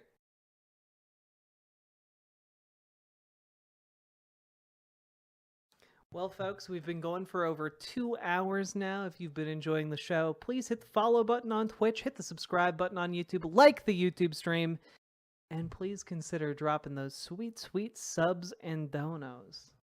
Glad you guys feel 10 times better. I've been off my game today. I'm sorry.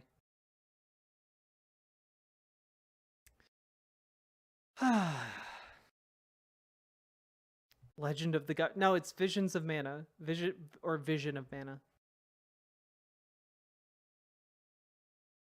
Hello, very knifey duck. I hope you're comfortable and safe at the hospital.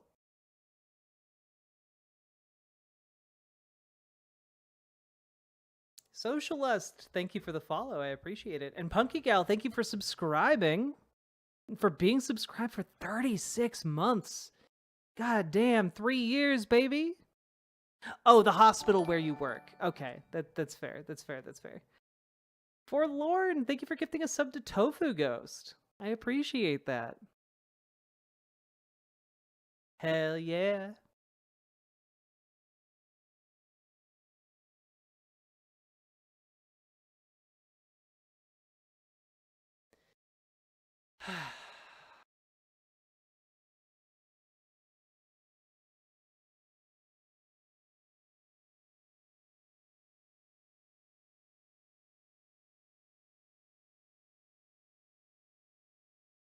I am doing a capitalism.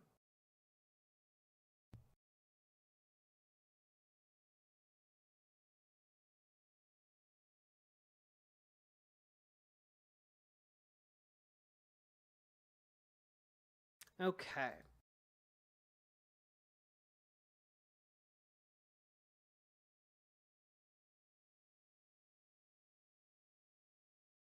Oh boy, this post is doing numbers. So many of you might be aware of a man named Dom Lucre on Twitter. And yeah, he posted a video of like some US military members like sucking a giant dildo and trying to claim like America's enemies see this and they know that they're very disorganized, blah blah blah blah blah, they're weak and effeminate, blah blah blah. And first of all, let me tell you something. Americans, very good at war and very good at sucking dick, okay? Like these are not two incompatible like values, all right? And I just pointed out that Dom Lucre is also famous for posting child pornography.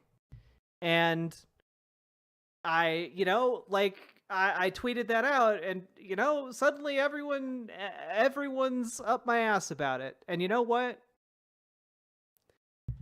I regret nothing. Okay? I regret nothing, and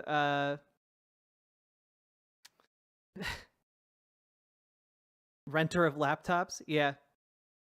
Yeah, no, like he infamously got banned from Twitter under Elon Musk because he posted like child sexual content. And like he tried to defend himself by like he was trying to show how bad like child sex abuse is, and it's like, you don't, one, if that was your goal, you don't need to post pictures of it. You don't need to post pictures of actual child sex abuse. And two, you don't need to post a screenshot from a video that you then watermarked to post on social media if your goal is to spread awareness of the heinous horrors of child sexual abuse. Why does he even have it? Good question. Why is it from one of the most infamous, like, child, like, sex torture videos known to exist? Why does he have that on his computer? According to a lot of people, it's because he's just a really firm advocate against these things. Why did he know where to get it? Where did he get it? I think these are valid questions to ask, and I think that, frankly, the FBI would be completely justified in investigating Dom Lucre and, like, whatever's on his hard drives. Yeah, that's the thing, Gila Monster. You don't need to have, like, child porn to say child pornography is bad and advocate against it. You don't need to do that. You also don't need to have a video on your computer made by a guy who is sentenced to like 12 life sentences in Australian prison for abusing hundreds of children and making videos of it. Like you don't need to have that. And you don't need to post images from it. And you don't have to I'm just spitballing here. Share those images or broadcast that they exist.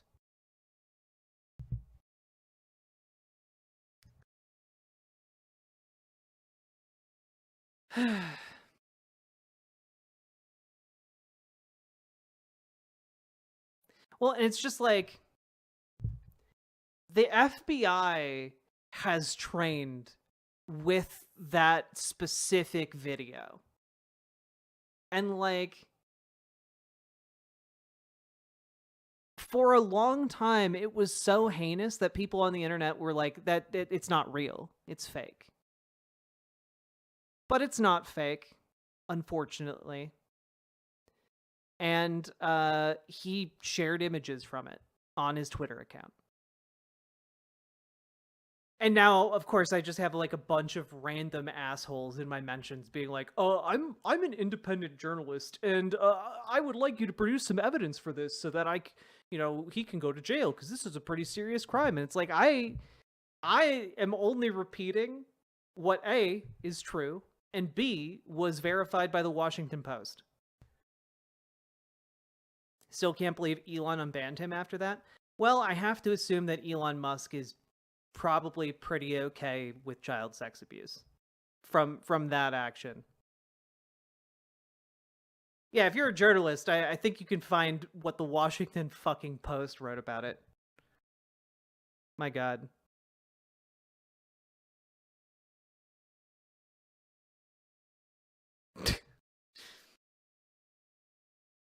Also, there are just so many people who are like, but what was his... Wait, he did that?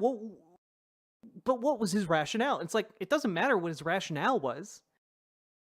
By the way, if you look up the Washington Post piece about this, because of course it exists. Washington Post. Oh, I made a pineapple upside down cheesecake. That sounds delicious.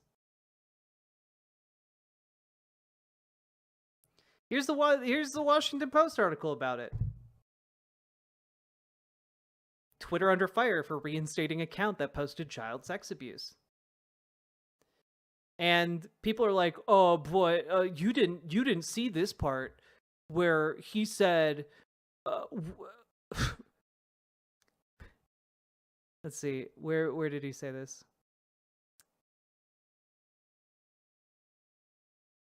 The person whose Twitter account posted the image, Dominic McGee, said he'd done so to draw attention to child sex trafficking.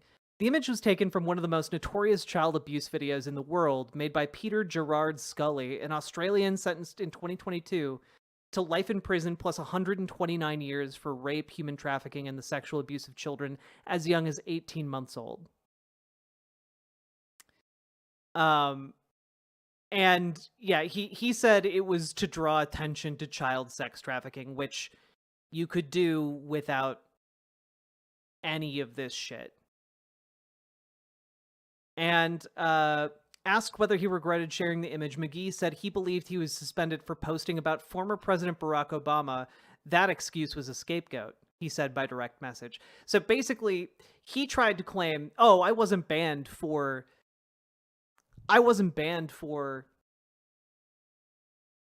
you know, the child pornography. I was banned for saying things about Obama.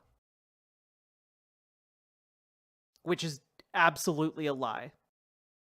And on top of that, if you just scroll a little bit up, because people have been screenshotting this in my mentions to like prove that actually he's a stand-up guy who just really cares about child sex abuse. Here is... Experts said that even photos that are partially obscured, such as the image shared by the influencer, typically qualify as illegal child sex abuse materials. Quote, generally speaking, even if it is redacted, if it is clear it's a child, it's still child sex abuse material, said Gavin Portnoy, vice president of the National Center for Missing and Exploited Children, the congressionally chartered nonprofit that is the nation's clearinghouse for battling child victimization. And again, I'm just gonna point out one last thing before I move on from this topic. The National Center for Missing and Exploited Children, the most prominent organization in the United States that fights against child sex trafficking and like child sexual abuse, notably does not post images of child sex abuse. You know, they really care about child sex abuse. That's their entire purpose for existing, is preventing that. Notably, not spamming pictures of child sex abuse on their social media or in their reports. Crazy how that works out. This dude's I can't say whether or not Dom Lucre sought out that content. All I can say is that he watermarked what he posted from it.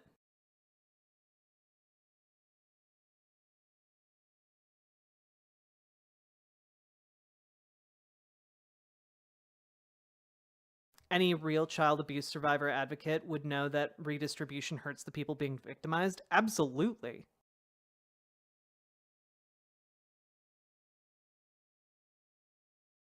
God. Dom is the most prototypical right-wing loser, said he served with distinction in the military, received a discharge after 18 months, said he graduated from Penn State, he didn't, said he went to Wharton, got a 1-credit certificate program, said he ran a successful credit management company, closed it to avoid getting prosecuted, said Rick Ross gave him a $150,000 watch, it's a cheap knockoff, said he bought a house, he's renting it, said he ran an NGO, closed it before he ever had to produce a 990. Oh, so he's just a serial liar. And of course, that has entitled him to become one of the most prominent accounts on Twitter that is being pushed by the Elon Musk For You algorithm. Cool stuff.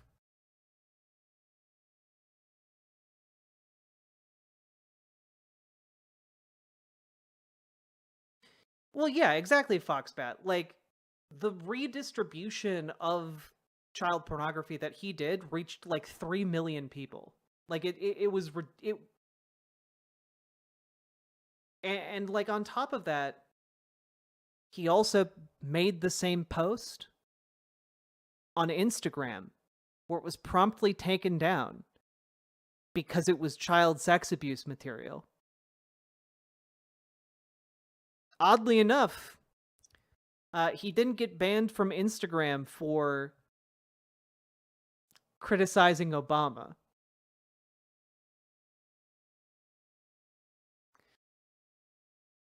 Anyway, I've already given too much time to this guy. I mostly just tweeted it because, like, he's frankly irritating and disgusting, and he warranted, like, one tweet, but he's not an interesting man. He's quite boring, and I think he's quite transparently a grifter, which for me makes like you know, it all make so much more sense, like what he's doing, and also makes like the sharing of child sexual abuse material even worse, because he wasn't doing it out of like a desire to, like, you know, shed light on victims or whatever. He was doing it to make money. He was doing it to make money off of like the Twitter algorithm. And frankly, that puts him, in my mind, in the same category as like child pornographers. Anyway.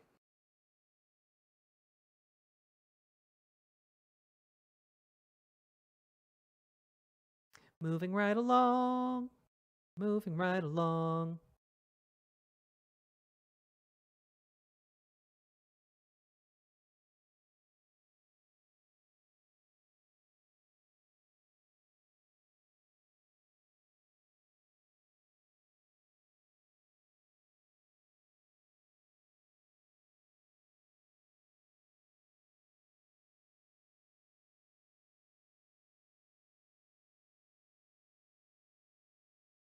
Yeah, bingo bongus. I agree. Nightmare, nightmare, nightmare.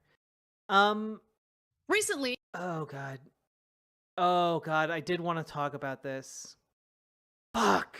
All right.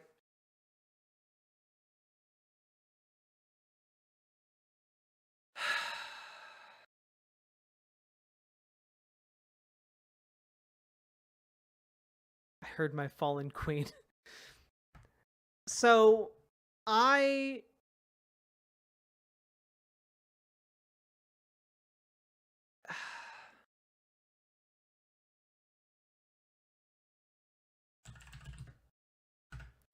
just need to find the follow-up video so that we can just like go.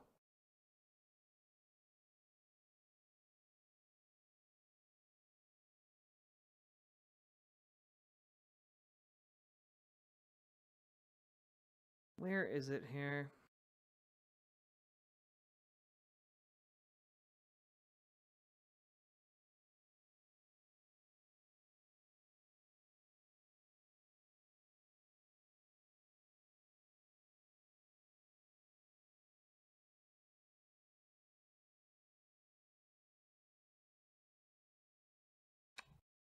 Where on earth was the other one? Because it's this is a multi-part video. Past week, maybe?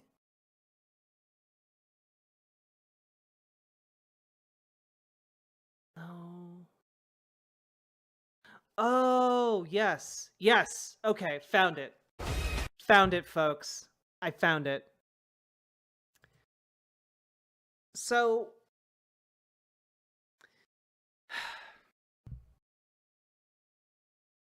Morbius Dragon, thank you for gifting a membership over on the YouTube. I appreciate that. And you got Social Lust. Nice. Also, did I miss... I think I missed a gifty on YouTube. Yeah, Omega Star. Thank you for the gifted membership as well.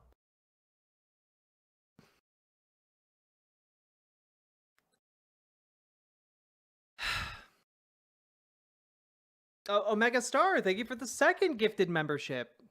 Guys, Riverboat.gg, you got to keep up with the YouTubers, okay? They're keeping you on your toes over there. God damn. Oh, and Omega Star gifted a sub to Morbius Dragon. That's nice. You guys are great. Okay. Folks.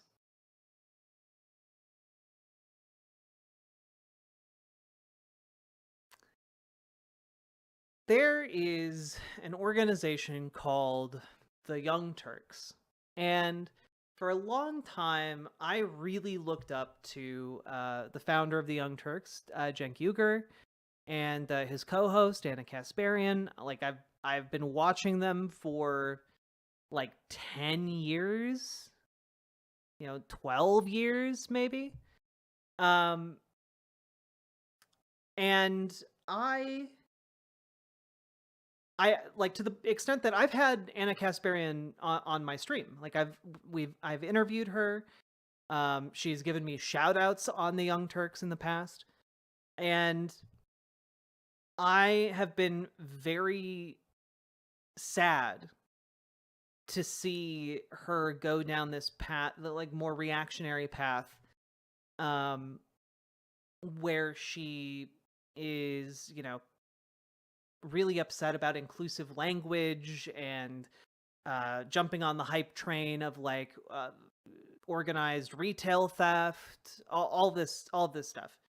And she's also jumped on the anti-Biden wagon, and like it's fine if she personally doesn't want to vote for Biden.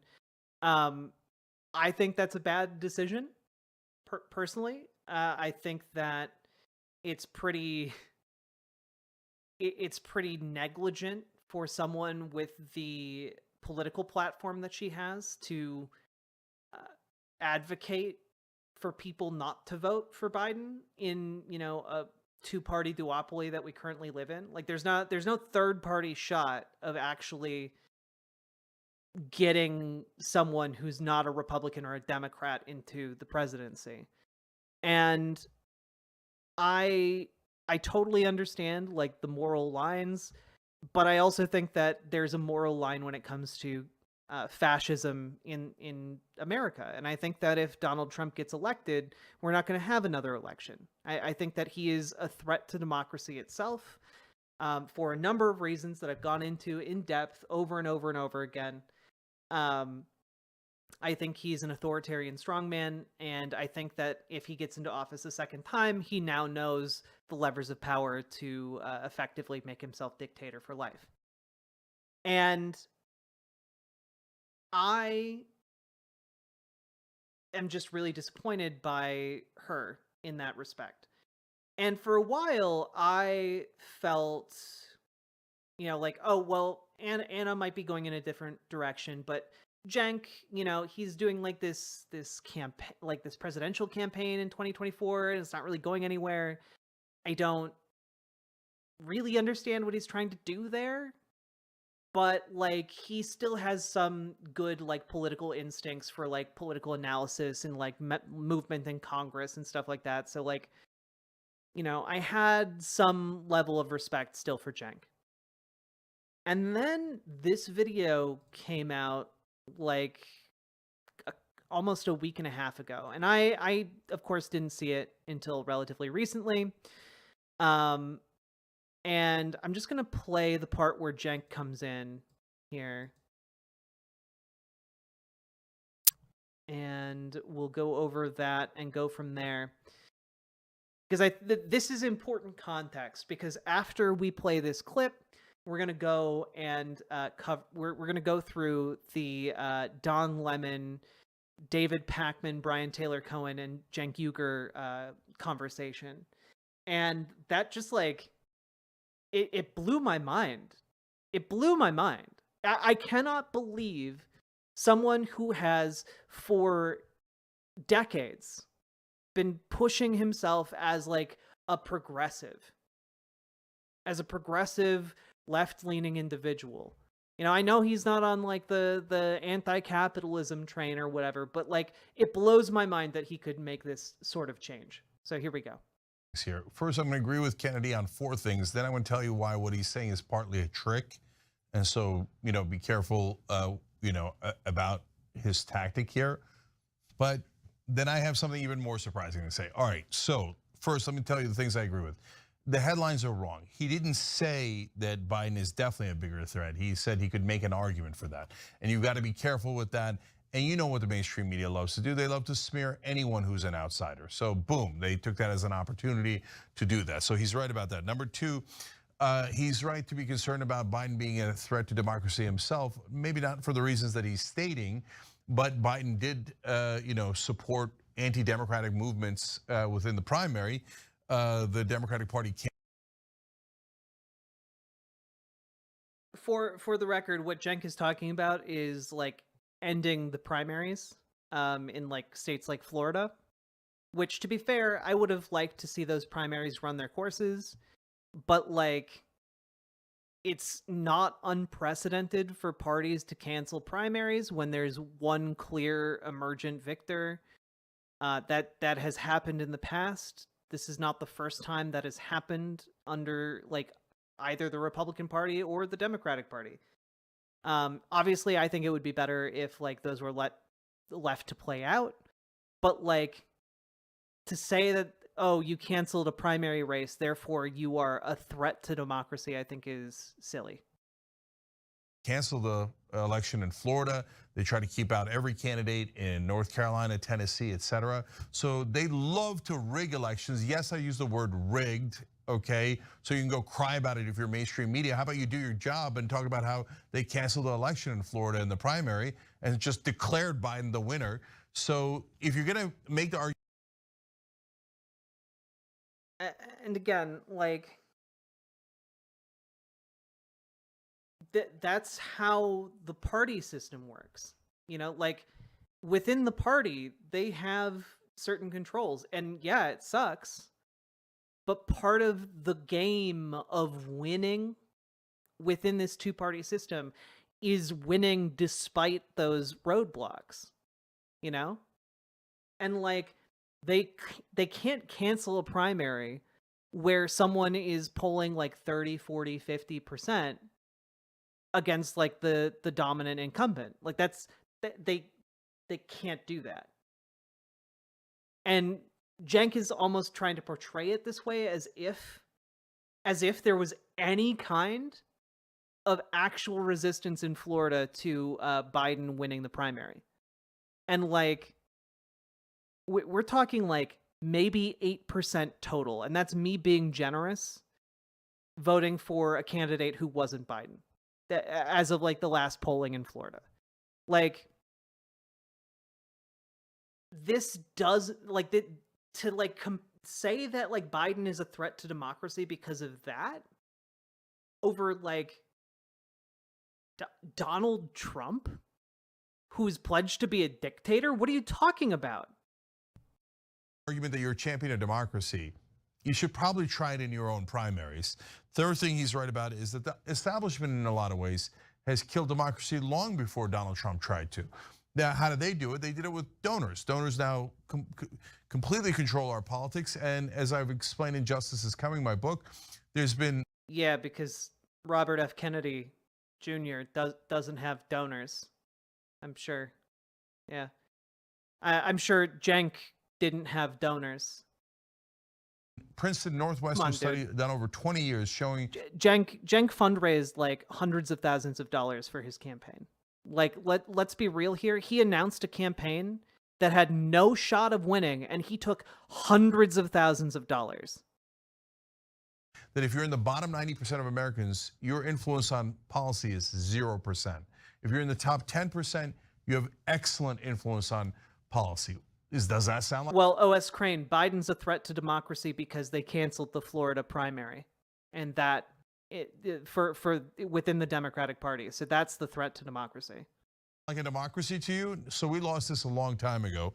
Number four thing he's right about is they're constantly using fear, both sides. You know, the right... But like, here's the other thing. Like, saying we lost democracy a long time ago because of donors, then what the fuck are you doing, Cenk? Like, this is the thing, right?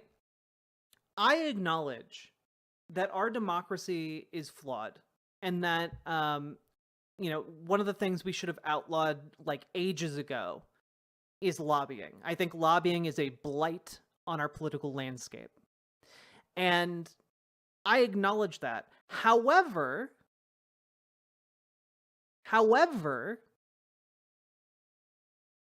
those barriers between us and victory can still be overcome. It takes a lot more work. It's not fair. You know, it's absolutely not fair. But neither has any fight for any worker rights whatsoever. You know, when people were living in company towns and they wanted to go on strike, was it fair that the companies could bring in Pinkertons and like break the strike? No. But you know what?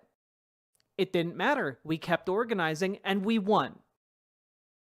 It doesn't matter if like the Democratic Party can organize, like, you know, bring in their equivalent of Pinkertons and break like more progressive movements. We continue organizing and we win.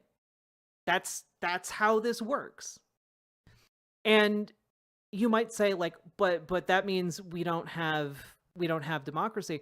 Well, it doesn't. I don't care what you call it. We still need to organize people power and use that people power to overcome moneyed interests. At the end of the day, everything relies on us organizing all people, you know, winning hearts and minds. And I had assumed for a long time that the Young Turks was kind of on board with that project of like organizing people, getting them to a point where they're, you know, able to be progressive and like advocate for that with their friends and family, normalizing this idea of working together, like showing solidarity as a working class and achieving actual tangible power in Congress and beyond. And I thought that mission was good, and I still think that mission is good. But to sit there and be like, oh, well, we don't live in a democracy anymore because lobbying exists, and we lost that a long time ago, then what has your entire channel been about for like the last 10 years? If you actually believe that, what are you doing? Are you just scamming all of us? Like that's what it makes me mad. Genuinely, are they grifting or are they nuts? I think we're going to be going back and forth on that one, OS Crane, throughout this entire segment, because I genuinely have no idea, and I haven't even gotten to the part here that enrages me the most. Right wing with it. Oh, the immigrants are coming, the LGBTQ people are coming, the Muslims are coming. Be afraid, be afraid. Biden with, oh my God, Trump's a monster. He's going to take away everything that you care about. Be afraid, be afraid. So but here's the thing. On the one hand, Republicans fearmonger about like gay people and like immigrants and like people who aren't actually a threat to them. Donald Trump, on the other hand, is absolutely a threat to the American people. And Cenk should know that, by the way. Like, Cenk, more than anyone, has covered Donald Trump saying, like, that he wants to nuke hurricanes, that he wants to, like, sneak a nuclear bomb into North Korea and then blame another country. You know, talked about how he had nuclear state secrets on like stages in front of party guests. Like, this is infuriating to me. And the idea that Donald Trump is as big a threat as gay people or trans people? What are you smoking, man? What are you smoking?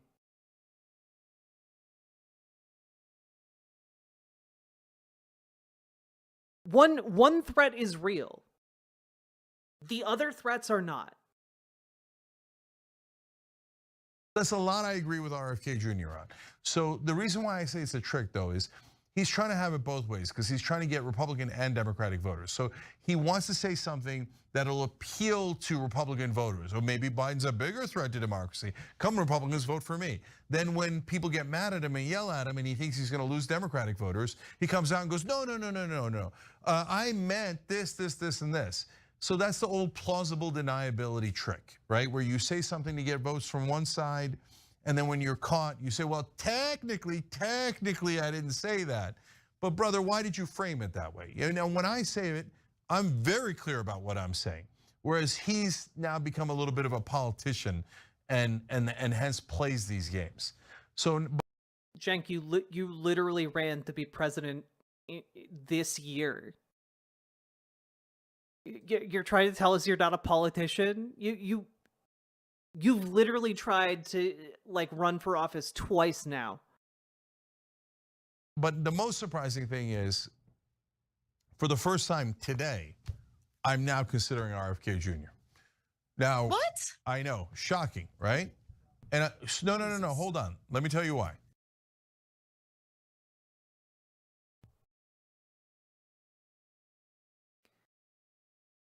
That's Cenk Uygur of the Young Turks saying he's considering Robert F. Kennedy Jr. to be president of the United States. Considering that grifting anti-vax liar.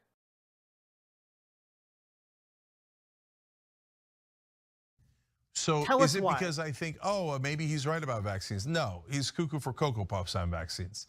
And on several other things where he believes in conspiratorial theories that I don't believe in at all. The conspiratorial theory that Cenk is talking about here is that he believes that Jews were behind the COVID vaccine. Yep, you heard that right. RFK Jr. believes that Jews made the COVID vaccine in order to, as part of like a plot to benefit the Jewish people. Oh, so why on God's green earth would I consider RFK Jr.? Well, until now I hadn't, because of those crazy things that I don't come anywhere near believing. But I thought about it, Anna, and Trump I would never support in a million years. Biden is now funding a genocide and is an awful choice, has been corrupt his whole life. You're never gonna get anything but corruption from Joe Biden. So am I positive RFK Jr. would be worse? He would probably, on health and science, definitely he would be worse.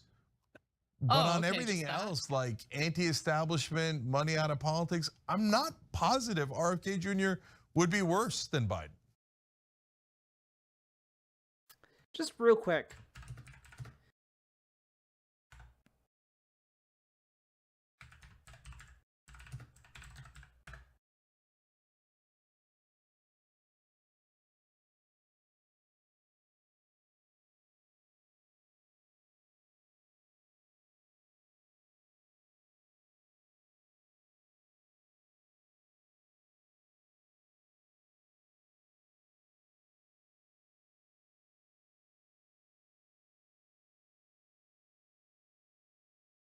Just considering voting for him.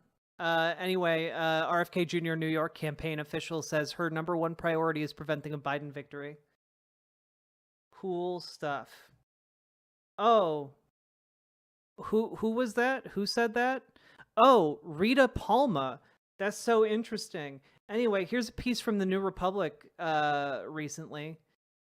RFK Jr.'s advisor has frightening ties to Trump world. Oh, that's crazy. That's so crazy. Oh, but he's not getting any of the, he's not getting moneyed politics. He's not like lobbying won't affect him because he's a third party candidate.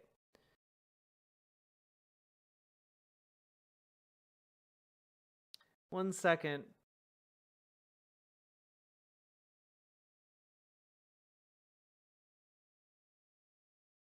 Need to find this. Because his vice president pick.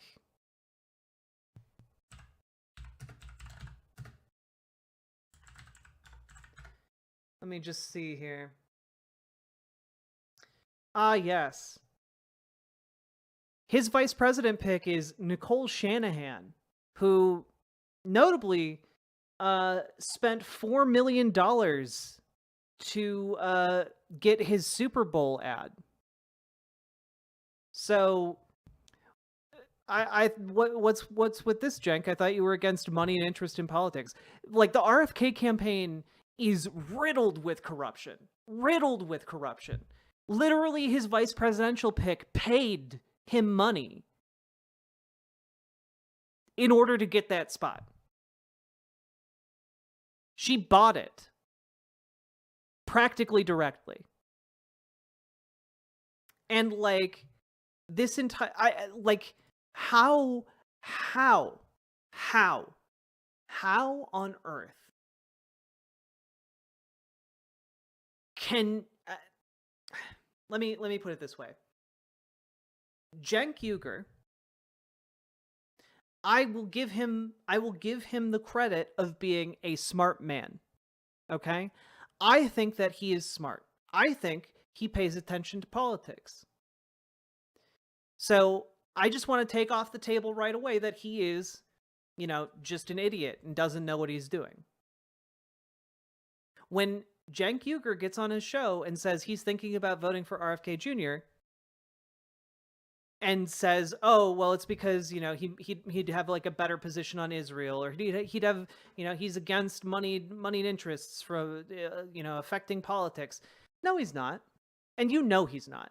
Like Cenk knows about RFK Jr.'s baggage and is, I think, lying about it. I think he's lying about it. And I find that particularly egregious because there's either he's a gigantic idiot or he's a liar. I can't, there's no other way for me to square this circle. And it's very, very troubling to me to see this mainlined into like the TYT audience. Again, one of the largest progressive audiences in the world, and it's just being injected right in. The TYT change really hurt me. It really hurt me too. I respected these people so much. And I read this as Cenk lying. Frankly. And we're going to get... I guess we'll finish out this segment. It's only like another couple minutes. But like, it's deeply disappointing. Oh, okay. I mean, no. Anna, that is not an endorsement or any kind of like, go get him, rah, rah, rah, RFK Jr. statement. That's a statement of how awful our choices are. Like that. I agree with you on that. Absolutely. Yeah. That doesn't mean that, the RFK Jr. is a better option. And I don't know if you saw these headlines. We didn't cover it on the show, but he did reach out to a very specific person to be his VP. I wonder what Cenk's motivations are for lying. My understanding, and I could be wrong here, is that Cenk has like connections to the RFK Jr. campaign. I don't know exactly what they are, but like maybe that's like a factor. I don't know. I don't think it's like a pay to play type thing, but like it could be like he's too close to the situation to like accurately give a read, or like I genuinely have no idea. Kennedy said that each previous ceasefire has been used by Hamas to return, to rebuild, and then launch another surprise attack. So what would be different this time? He said, well, yeah, no, he's also pledged that if he became president, he would wipe out Hamas. So like, I don't believe anyone who says like they're voting for RFK Jr. because he'd be better on Israel. VP, and she rejected him because she thinks that there's a good possibility Trump will ask her to be VP, and that person is Tulsi Gabbard. And by the way, I'm going to put it here right now. I am predicting that it is likely Trump is going to pick her for VP. I can feel it. I can feel it in my gut. You might be right about that. Look, anyone who considers Tulsi Gabbard already is another massive strike. Again, all we have is awful choices. So I'll end on not a hopeful thing because it's not going to happen, but I'll tell you who, if they ran, I know they don't believe it. I know I can't get it through his thick head that this is true. But if Jon Stewart ran right now as a third-party candidate, he would win. He would flat out win. Because that's a guy who's honest. His positions are almost identical to the American people's positions. He's against corruption. He's a decent human being and he's smart. Oh my God. And he's funny. He's entertaining. People love people that are. I think that if Jon Stewart had started a campaign a year ago, he'd have a shot at winning. I don't think he has a shot at winning right now. Like, if again, this is hypothetical land, I think Jon Stewart could win if he ran, but like seriously, not as like a last minute like entrant into the competition. Entertaining. Jon Stewart would win as a third-party candidate. For God's sake, John, God damn it, do something. Don't leave us with these horrible options. I like this is what I mean though, chat. Like, he's begging Jon Stewart to run for president, guys, because he seems to genuinely think that like Jon Stewart would just win, and like I don't think that's true. Like he's like what happened to the guy who understood how Congress works? Did he just like get broken in 2016? Like what happened? Yeah, Bernie would have a better chance than Jon Stewart. Like what are you doing? Don't you think it's a little late for this? Absolutely. Again, if he was serious about his own presidential bid, Cenk would have started his campaign like a year prior to when he did. You know, if you want to have a real shot at the presidency, it takes a lot of time to organize ground game in 50 different states, okay? And that takes time. It takes effort, and it takes people power, and or it takes a lot of money, you know. And Jon Stewart might be able to get the people power behind a movement like that, but it would take a year and a half of effort to be able to pay off into like an actual presidential contender, and like that doesn't exist, you know.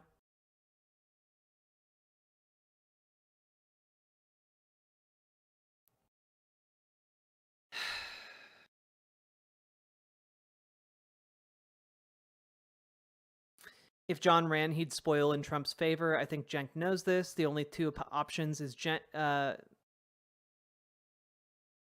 is a drooling idiot, or he wants Trump to win. Yeah, I am shocked by this dereliction of duty. You know, I think TYT has a duty to its progressive audience, and like, frankly, both of these hosts have failed in that duty, in my opinion. God. Let's finish this up. My God, that'd be amazing. And look, I obviously don't agree with Jon Stewart on everything, but I mean, if you look at the field right now and the possibility of Jon Stewart being an option, I mean, where's the question? There is no question. He would totally get my support, hands down. Thanks for watching the Young Turks. Okay. Well, that brings us to this, which is the new Don Lemon video that came out 3 days ago. Let's check it out. It has David Pakman, Brian Tyler Cohen, and Cenk Uygur. Now, I don't know a whole lot about Brian Tyler Cohen. I do know that David Pakman is, I would say, like, I have some pretty serious disagreements with him, but I think he has good, like, good political instincts domestically. I think that his position on, like, Israel and Gaza is bad from what I've seen. I don't know a ton about it. I don't know the ins and outs, but,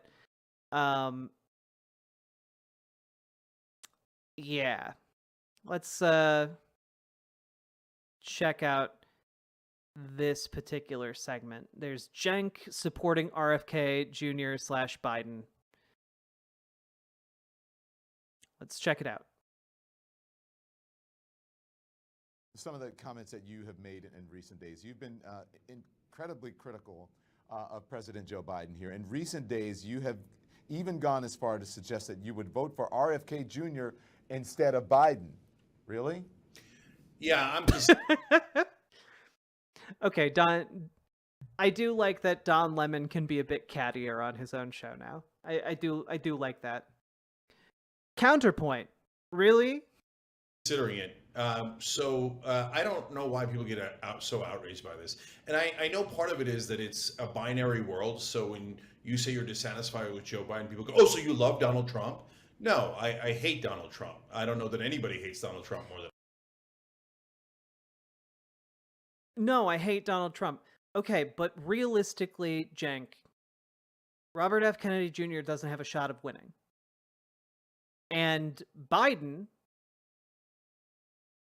and Trump are the only two options, realistically, in our two-party duopolistic system. You know this. You've been covering politics for 30 years, okay? Why are you going for the guy who's third party here? Like, you know this. And frankly, I think that I guess I just don't believe when he says he hates Trump, I guess. That I do. Having said that, that doesn't mean that Joe Biden doesn't have an awful, immoral, genocide-supporting policy in Gaza, and I'm disgusted by it, and any decent person should be disgusted by it. So what am I supposed to say? But like, this is the thing, right? Like, he goes, well, yeah, I hate Trump. I'm the biggest Trump hater out there. But also, Biden has an awful, disgusting, immoral position on Gaza. And it's like, okay, but have you seen the other two candidates that you're talking about? Like, you're putting RFK Jr. in the mix, and RFK Jr. is even more supportive of Israel and its like killing of Palestinians than Joe Biden is. RFK Jr. is worse on that issue. And so is Donald Trump. Donald Trump has an actual neighborhood in an Israeli settlement of the Golan Heights. He has an area named after him there.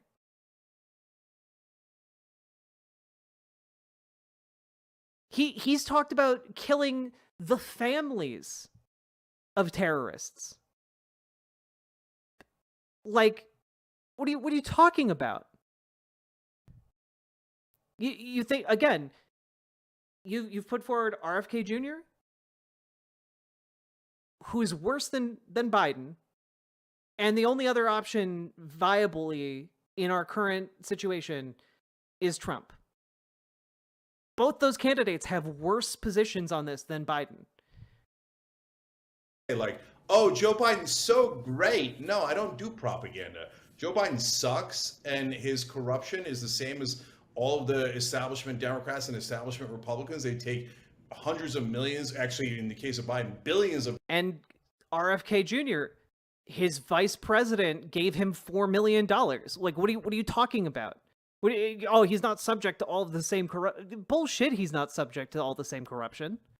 Dollars in corporate campaign contributions and pretend that the contributions don't matter to them. So I'm not ever going to grab pom-poms and cheerlead for Joe Biden. Now, in terms of RFK Jr., I'm not saying I'm going to vote for him. I'm saying I have begun to consider it. He's crazy on vaccines and conspiracy theories, etc. At the same time, he doesn't come in with a giant... Hey, just out of curiosity, who does he think is behind all the conspiracies, Cenk? A lot of the conspiracies that he's pumping out there. Who does RFK Jr. think? What group of people does RFK Jr. think is behind all of these conspiracies? Really makes you wonder what they are up to, doesn't it, Cenk? I wonder if that has any implication for the a certain ongoing geopolitical struggle and how he would handle that. Amount of corruption baggage like Biden and Trump do. Doesn't he JQ post? RFK Jr. literally said that the Jews like made the COVID vaccine so that it would like benefit the Jews. That's just reality. And then where does that leave me? I don't know. I'm going to see how the campaign plays out. You have said that Joe Biden has been, quote, corrupt his whole life. I mean, what evidence do you have that Joe Biden is corrupt? 100% corrupt. I have overwhelming evidence. But I don't want people to think that I'm picking on Joe Biden as he's the only politician who's corrupt or that he's personally corrupt. I'm talking about systemic corruption. The problem with Donald Trump is he's personally corrupt and he can't wait to take money from Saudi Arabia and all these. Okay, but when Don Lemon asks you about Joe Biden's corruption, he's asking you about Joe Biden's personal corruption. Like we're all aware that like lobbying is allowed in the United States, and that's awful. O.S. Crane, thank you for gifting a sub to Depor. That's very kind of you, and I certainly appreciate it as well. These other places, we get that. We all understand that, right? But when it comes to Biden, people in mainstream media and the Democratic Party make what I view to be a totally insane statement, which is, no, he might have taken $1 billion from corporate contributions, but he doesn't owe them any favors. And he doesn't let those donors affect them at all. Look, that's just nuts. So here. Okay, but no one's saying that. I mean, people within the Democratic establishment will make that argument to, because they want lobbying to remain legal. Oh, hey, Nerodia, thank you for that link. And we need to talk about bioweapons. The level, I know a lot now about bioweapons because I've been doing a book on it for the past 2.5 years, and the technology that we now have to develop these microbes, we've put hundreds of millions of dollars into ethnically targeted microbes. The Chinese have done the same thing. In fact, COVID-19, there's an argument that it is ethnically targeted. COVID-19 attacks certain races disproportionately. The races that are most immune to COVID-19 are because of the structure of the genetic structure of genetic differentials among different races of the receptors of the ACE2 receptor. COVID-19 is targeted to attack Caucasians and black people. The people who are most immune are Ashkenazi Jews and Chinese. But we don't know whether it was deliberately targeted that or not. But there are papers out there that show the racial and ethnic differential. Basically, he's sorry. I actually got this wrong. I'll take the hit for that. I got this wrong. I thought he was saying that the COVID-19 vaccine, that the Jews were behind that. No, sorry. He was saying that COVID-19 itself, the Jews were behind COVID-19 itself. The pandemic was caused by the Jews. That's his argument.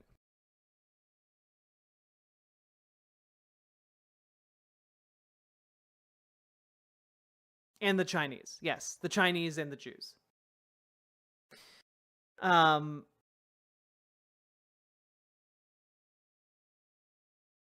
Anyway, that's the guy that Cenk is considering voting for. Let's hear more. I'll give you an example of the thing that I'm most animated about these days, which is Gaza. Yes, he's taken 11 points. It's the conspiracy singularity, okay? Like you get sucked into that conspiracy, and like you get like sucked right into the far right. Like that's the pipeline. $2 million from AIPAC. I mean, I'm curious what you guys think, but I think it's mental to think that he doesn't. Before I move on, I understand that. Listen, I get it that you're upset about Gaza. That is understandable. A lot of people are upset, and a lot of people have. Okay, do you guys think that any of the people on this panel are going to mention the fact that RFK Jr. is literally worse on Gaza than than Joe Biden? Like are any of these people going to mention that like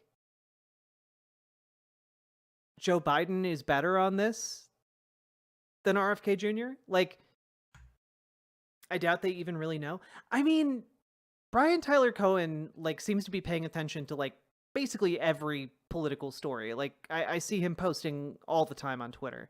And David Pakman, I know, like, is really good on domestic policy. I'm just not so sure how good he is on foreign policy. The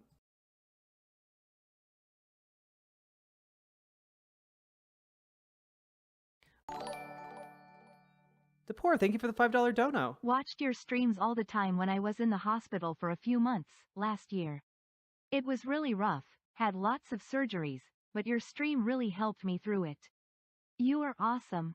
Well, Depor, thank you so much. I'm glad my stream could help a little bit, and I'm glad that like my stream is entertaining enough to watch while in recovery. I appreciate that a lot. Thank you so much.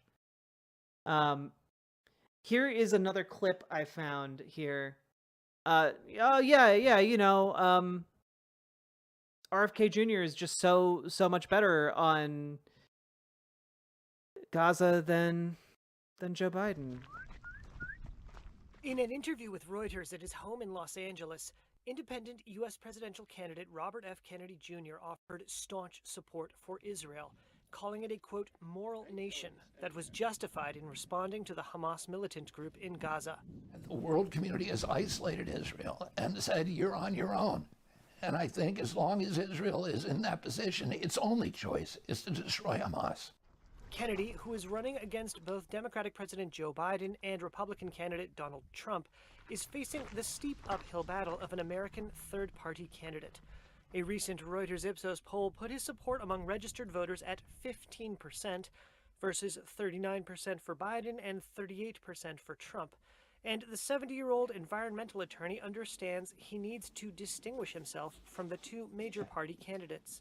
I think people are looking for an alternative. How do we get them to let go of the fear and vote instead for hope, for faith in the future, for somebody who inspires them, for somebody they like? Biden has defended Israel's right to respond to the October 7th attack by Hamas, but the president has stepped up pressure on the Middle East ally to reach a 6-week ceasefire in the conflict. Kennedy said he saw no reason for a truce. Israel was in a ceasefire on October 7th, so what would be different this time? You know, I think Israel understands that for everybody to progress, Hamas has to be destroyed. The Reuters poll shows Kennedy slightly more popular with voters 18 through 39 than he is with voters over the age of 40, a popularity he could put in jeopardy with his support for Israel. He said he didn't care. I'm not concerned about whether people disagree with me. If somebody shows me that I'm wrong about an issue, I'm going to change my opinion. But let's talk about facts. Kennedy is the nephew of... Yeah, way better than Biden on this. It doesn't matter that, like, you know, people aren't actually he's not going to move on it. That essentially, that's what I heard in that clip. What I heard in that clip is it doesn't matter how unpopular my position is. I am not going to change my position, regardless of how many people put pressure on me. Which as like a voter, I value the fact that Joe Biden caves to pressure.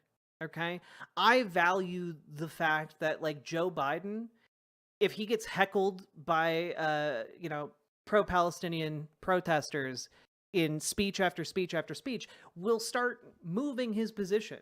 Will move his position in response to like polling data.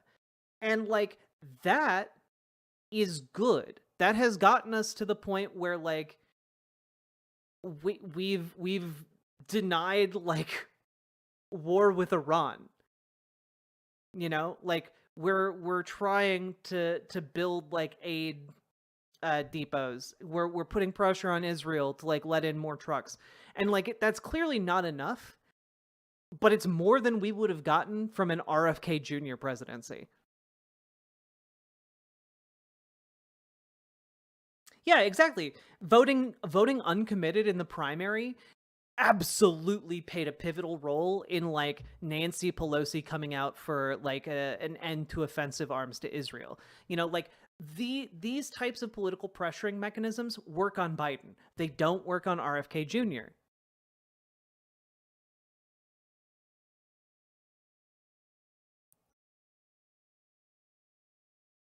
Anyway, let's get back to this because I feel like I made my point already with this clip. Questions about policy as it relates to Israel and what's going on with Gaza. But to say that Joe Biden is corrupt, maybe he's taking advantage of a system that's already in play. But again, I'll ask you, what evidence do you have that Joe Biden is corrupt? Don, look, this is the thing that I'm confused by you guys on. And so Joe Biden here, let's talk about one issue, but it applies to drug companies, oil companies, banks, every kind of corporate contribution. But in the case of Gaza, that's a good example. AIPAC has given him $11.2 million over the course of his career. He's the #1 recipient of AIPAC money in United States Senate history. So my proposition, which I would, if you did a poll on it, my guess is 95% of Americans would agree, is that does that $11 million affect Joe Biden's unilateral, unconditional support of Israel throughout his entire career and today? 95% of Americans would agree with me. Of course it affects his decisions. But yet all of mainstream media treats it as like corruption. How dare you? He's an angel who would never be affected by $11 million. Well, that's not what I'm saying, Jink. That's not what I'm saying at all. I'm not saying that. Could I jump in for a second? Go ahead, Brian. Jink, you're a straight talker. You know RFK is not going to win. He doesn't have a chance to win. But you also know that every vote that's not going Cenk, what is this? RFK is not going to win. He doesn't have a chance to win. But you also know that. What is this? What is this head shake? RFK Jr. doesn't have a snowball's chance in hell of winning. Like, I don't understand this. Hey, GDX.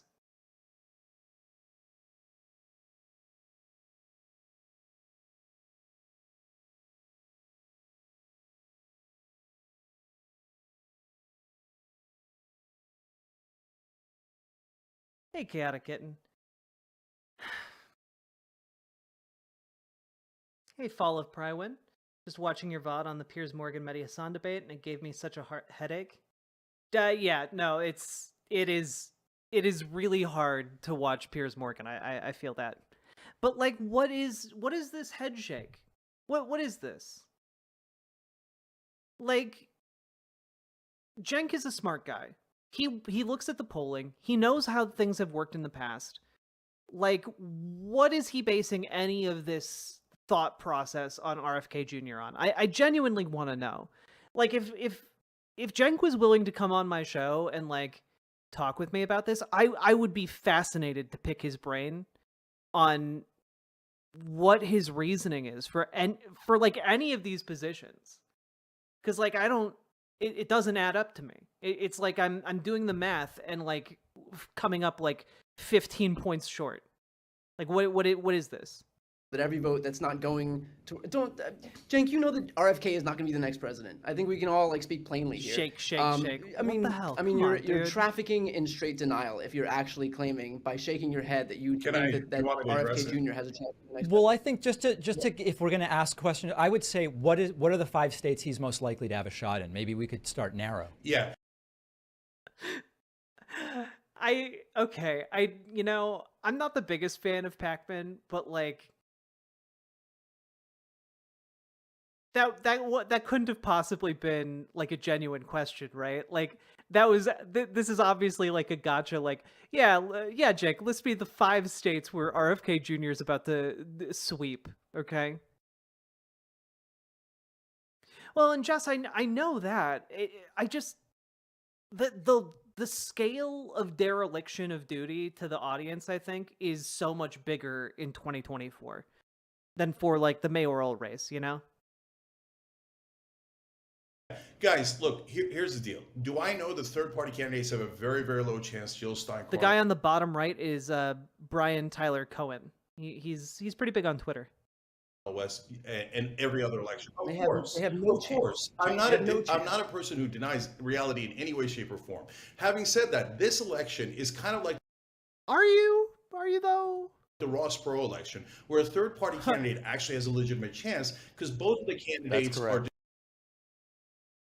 This is a Ross Perot election. Ross Perot, famous for winning the presidency. And definitely not being a spoiler candidate. Ross Perot.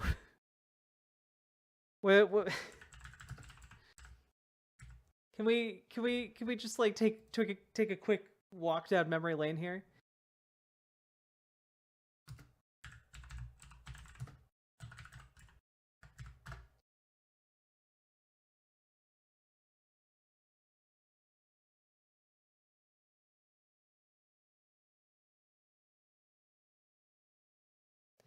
Literally, Ross Perot, election spoiler? The Texas billionaire who ran for president as an independent in 1992 and 1996 passed away on July 9th at age 89. Blah, blah, blah, blah, blah. I don't care about the details here. I want to know about, like, the actual election results.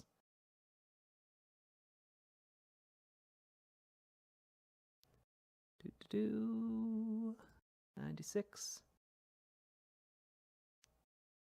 Yes, it's such a Ross Perot election. Perot received 8% of the popular vote in 1996, and in 1992, what did he get in 1992? He received 18.9% of the popular vote. Wow. Yeah, it could really be another Ross Perot situation. Like, don't get me wrong, like 18.9% is significant, but that just makes him a more effective spoiler candidate. Like, even if RFK like got as many, like got like, you know, 20% support, 25% support, he's mostly pulling votes away from Trump.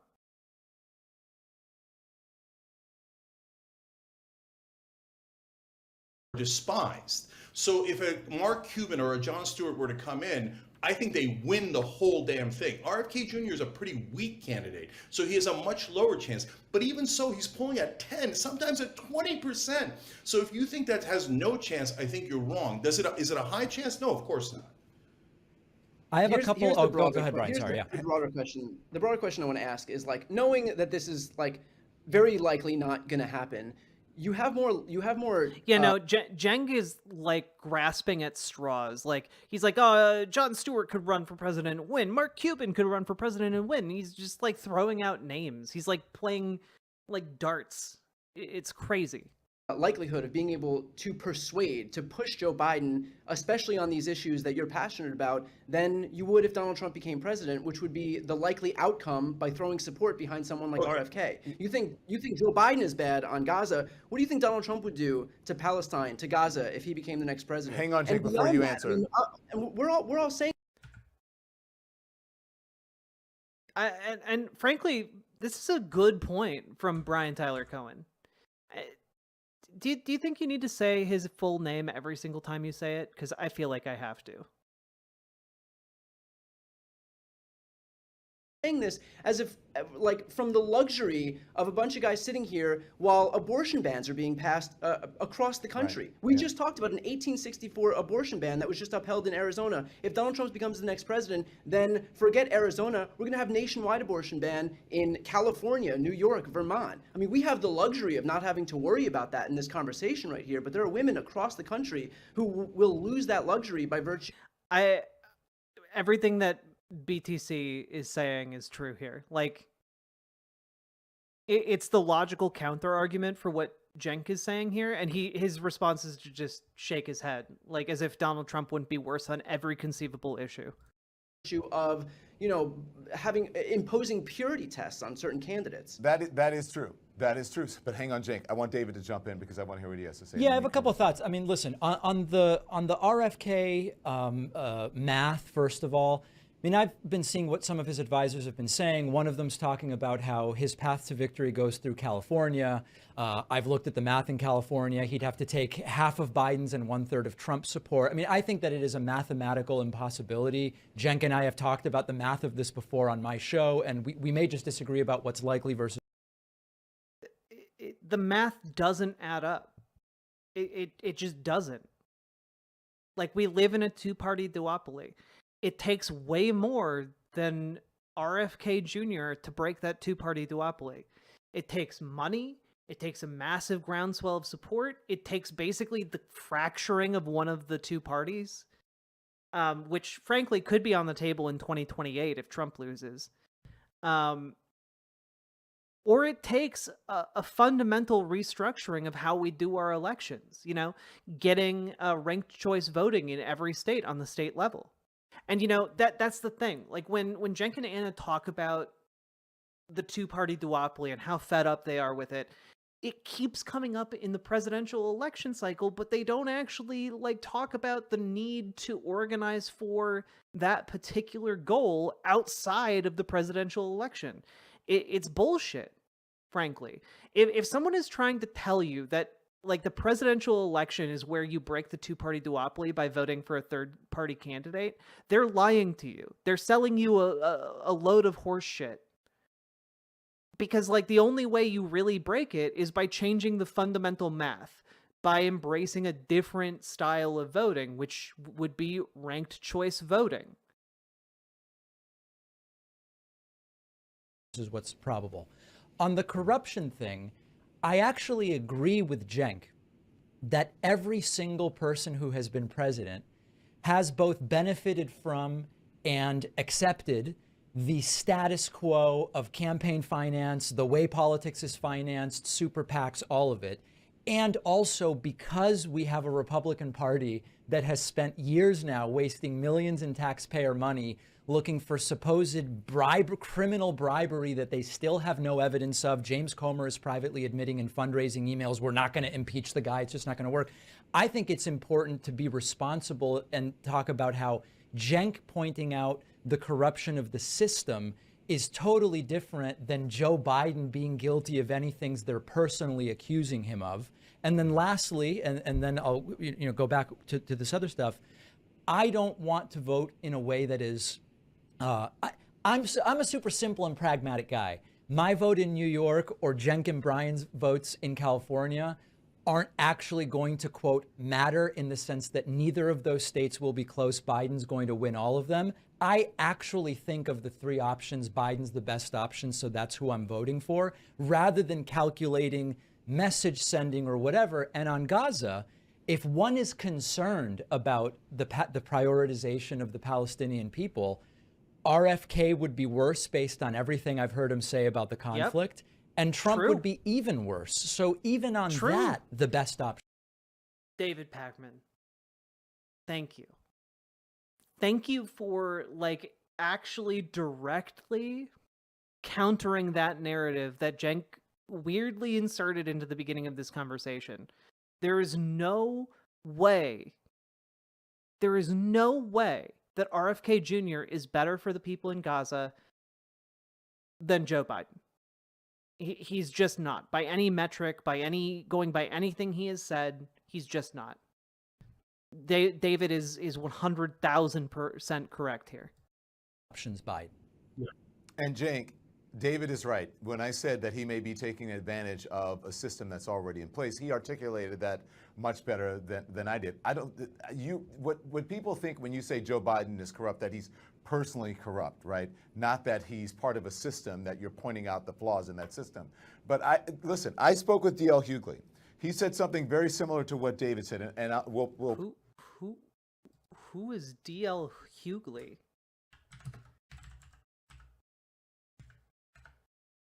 Oh, he's an American actor and comedian. Okay. Play the soundbite for you. I had a dinner with him and told him and the vice president the same thing. And I said, but the problem is I don't live in Gaza. I live in the United States of America. And I'm not going to, as a protest vote, make my children's life harder. I'm not going to give my vote to somebody in a protest, from a protest perspective, that would empower people that only want to make my children's life. I can't think of one group of people who wants to give you guns and abortion to rid you of any diversity, equity, inclusion. It's just a lot of things. Like at one point in America, it was illegal for slaves to learn. Now in many places, it's illegal to learn about slaves. That's a mindset. And so there are a lot of things that bother me, but I think where I see people, where I have a clear kind of line of sight is where I think what'll be best for the future of my grandchildren. Fun fact, I just looked up that guy. This guy is bringing the conversation full circle here. This guy is the voice of Inspector Gadget's car in the 1999 film Inspector Gadget. That is his first filmography film.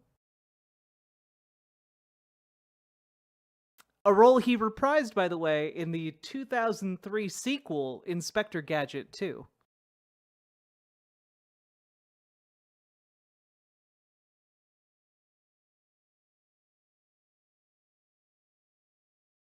And yeah. Anyway, moving on. I just thought you all needed to know that. I think what'll be best for the future of my grandchildren. What do you say to that? So James? I have so many things to say here. First, let's start out with, we are not deciding who we're voting on today. If you guys have already decided and you say, okay, Joe Biden, we bow to you, we serve you, we will do whatever you want. I'm not in that camp. Okay, so he's got to earn my vote, neither am I, my support, and he has not done that at all. Okay, so that's point one. But yes, on election day, if Kennedy, RFK Jr. is still around 10 points, that means he has 0% chance of winning. It applies to Cornell, West, Stein, etc. Then I'm going to make a decision between Joe Biden and Donald Trump, and I'm never going to vote for Donald Trump. So there you go. Okay, but at this point, we're not anywhere near there yet, and we've got a third-party candidate that's in double digits. The language he uses around this is so weird to me, and I guess I do view this as a bit of like a walk back, like, you know, oh yeah, on election day, if it looks like none of these third party candidates who have no shot still have no shot, then I guess I'll vote between Biden and Trump, and I can't vote for Trump, so. Then just say you would vote for Biden. Like, what? There's not like some sort of, I don't know, point system that's going on. No one's watching you and being like, aha. Like, what are you doing here? In terms of Joe Biden being able to be pushed, I haven't seen it. So on Israel and Gaza, he can't be pushed at all. No matter what we do, no matter how many, like, there's literally literally, I would say that the pressure on Joe Biden is what prevented the United States from backing an Israeli counterattack and escalating war with Iran. I would say that the pressure on Joe Biden is what has in turn led to aid being resumed from the Israeli side into Gaza. I would say that it has actually shifted his position quite a bit, to the point where like Nancy Pelosi and the Democrats are calling for like arms embargoes on of offensive weaponry to Israel. You know, like we're now talking about like terms for providing weapons and aid to Israel. Like this has been the single greatest shift in American policy, and by the way, in American opinion. Like for the first time ever, like a couple months ago, American support for Palestinians outweighed American support for the state of Israel. Like it's not enough, guys.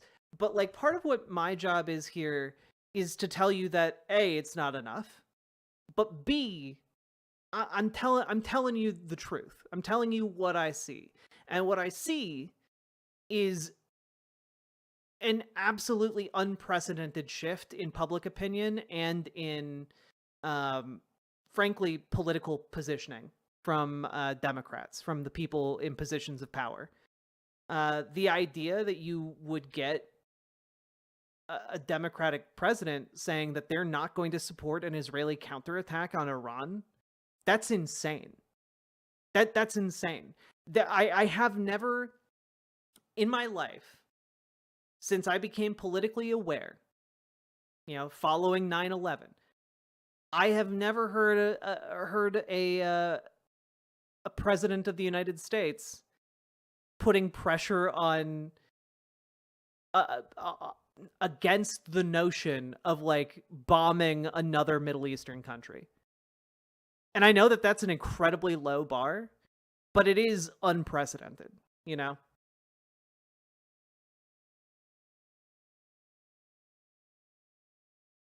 More good news, Mike Johnson may have finally been forced to allow a vote on Ukraine aid. Hell yeah. So I just want to say, like, I don't understand what field, like, what political analysis Cenk is doing to say that, like, Biden could never be moved. Not unprecedented. But I don't know, like, what Cenk is looking at here, because, like, clearly Biden has moved. I've been paying very close attention to, like, all of the communication coming out of the White House, and it has definitely shifted. It is definitely shifted. And that communication, that shift, comes from a change in policy. And we might not publicly know about that change in policy, but behind closed doors, that change in policy is happening, and that is running downstream into the Democratic Party. You can clearly see it from the positioning that, like, different senators and Congress people are taking. Like, progress is being made. And it's being made specifically because Joe Biden and the Democratic Party are, by and large, like, moldable. They buckle under pressure because they're weak and spineless.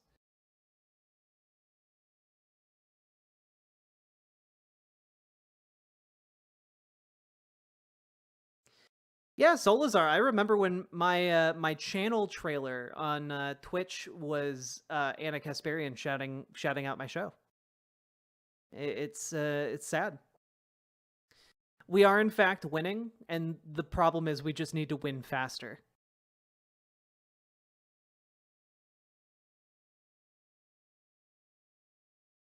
Million Palestinians starving to death. There's 33,000 dead already, and Joe Biden is saying no, send them $14 billion more to do more genocide. That's not a little issue. That's a giant, giant moral issue. And I do not want to fund a genocide. So you're not going to move me off that position. But David is right that unfortunately all three candidates are...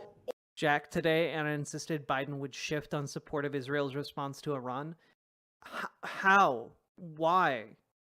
What on earth would cause him to shift to oh yeah, we said we wouldn't back your response, your military retaliation on Iran today, but in a week or two we'll be willing to fly out our F-35s to bomb Iran. Like, what? What do you mean? That face? If anyone wants to screen cap it, now's the time. Like, that's a straight up conservative position. Yeah, no, it is.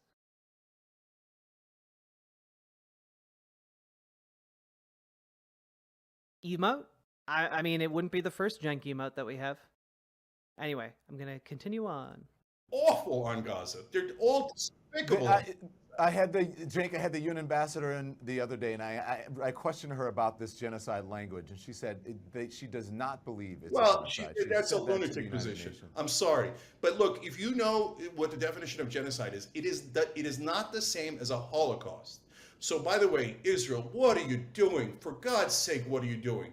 Now you're bragging that it's not a Holocaust. So, a Holocaust is when you try to kill everybody in the race. Israel is not doing that. Okay, genocide is when you target based on a race and you kill at the levels that Israel is killing at now. Srebrenica was... Cenk is correct here. 6,000 Muslims that were killed by the Serbs, and the UN declared that a genocide. If Srebrenica is a genocide, there is absolutely no question at all that Gaza is a genocide, and it has all of the... Is that not the goal of Hamas, is to wipe out the Jewish state? Is that not the goal of Hamas to wipe out Israel? Yeah. All of these are super tired talking points. So yes, but Israel is actually preventing a Palestinian state. For 75 long, brutal years of occupation, Israel has said, oh, theoretically the Palestinians don't want us to have a state, but you don't get a state. How is that fair? That doesn't make any sense at all. The minute they allow Palestine, look, both sides need to recognize the two states. Yeah, no, you got his thing backwards. The idea that Hamas has that Israel's not going to he's correct on this. Exist is also a very much a lunatic idea. No. He was saying that it can be genocide or an attempted genocide or genocidal, even if billions of people don't die, even if millions of people don't die, it can still be a genocide. The example he gave was like an event where like 20,000 people were killed, 15,000, 7,000. So I don't know the particulars, but like it wasn't like this. It was a large number. It's not like millions of people. And a dangerous, terrible idea. His example was Srebrenica, I believe. I do not support that at all. I support protecting civilian lives on both sides. And right now, Israel, we've got to be honest about this. Israel has killed 30 times the number of civilians that... Yes. Srebrenica, 8,000 were killed. Hamas did. So if you think Hamas is an awful organization as I do, then you should be outraged by what Israel has done. Yet I don't see that. When it comes to Israel... Good night, Omega Star. Okay, send them 14 billion more. No. Honestly, at this point, the Israeli state is, I mean, I don't want to put it on the whole government. There's a lot of great people in Israel, and I hope they turn around and they vote. I mean, you can put it on the whole government. Like, the dominant political party and political, alliance within Israel and the Knesset is absolutely in favor and on board with the genocidal rhetoric, so... the right way. But this current government and the IDF, as it is currently composed, the leadership, are definitely meet the definition of terrorists. Netanyahu is one of the largest terrorists in the world right now. True. Hey, real quick, and I know, Brian, you want to get in. On the issue of moving Biden, I kind of do see evidence that Biden can be moved and influenced. I mean, Biden's taken money from Big Pharma for a long time, and yet he did $35 insulin, inhalers, and on the 10 biggest Medicare drugs, now those companies are being forced to negotiate. On cannabis, quite frankly, I don't think Biden cares at all about decriminalizing or legalizing, and yet he's asked for the rescheduling of cannabis. And on student loan debt, I don't think he cared about student loan debt at all, and yet he's done more student loan debt forgiveness than any other president. So I do think that he actually listens to people around him. Yeah, and like on a lot of these things, like it's not good enough, like the student loan debt forgiveness isn't good enough. The fact that like, oh no, Rhizome, thank you so much for the raid. Welcome, Raiders. And also, I'm so sorry that Nightbot is gonna clap you guys for spamming messages. I'm so sorry.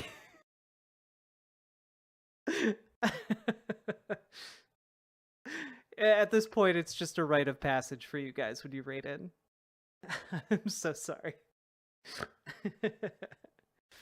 Welcome, Raiders. I'm currently just losing my mind over Cenk Uygur, like totally abdicating his responsibility to folks by deciding to say he's going to vote for, or he's considering voting for RFK Jr. We're mentally intact? Good. I'm glad you're all mentally intact. And for those of you who are rating in, my name's Riverboat Jack. I talk about the news and politics. And I'm a socialist. I'm a trans lady. If you got questions about either of those things, feel free to ask. I use she, her pronouns. And yeah, we're talking about Cenk, and we're going over this Don Lemon segment. And frankly, I'm just astounded by how good David Pakman is on this. I just got here. You're joking about Cenk considering RFK Jr., right?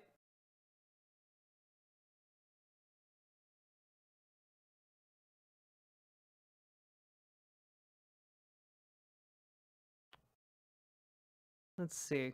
I say it's a trick though, is he's trying to have it both ways because he's trying to get Republican and Democratic voters. So he wants to say something that'll appeal to Republican voters. Or maybe Biden's a bigger threat to democracy. Come Republicans, vote for me.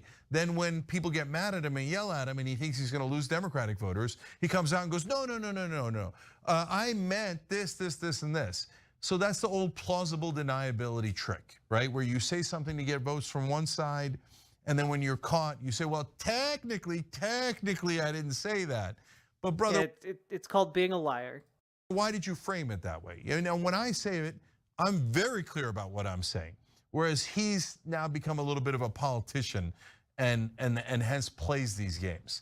So, but the most surprising thing is, for the first time today, I'm now considering RFK Jr. Now. Yep. So not making that up anyway. Moving on. Yeah, and when look at the state of the economy. You mentioned the CHIPS Act and all of that. That does not change. That has no bearing on anything. Those are two different things, and so it's really important to clarify, Don, as you pointed out accurately earlier. He got bodied so hard by like David Pacman and Brian Tyler Cohen that like towards the end of him being questioned on RFK Jr., like he was just like, I mean, like if it come down to the ballot box on election day and you know there's only Biden and Trump, I'm not voting for Trump. So like what, like, but then why are you doing this? What possible reason? Because you're saying it's because of, you know, you're doing it because RFK Jr. would be better for the Palestinians in Gaza, but that's a lie. He wouldn't be. We watched an entire clip of RFK Jr. getting up and basically saying, "No, I think Israel should wipe Gaza off the map, take care of Hamas, no ceasefire, let's go." Like, what are you talking about?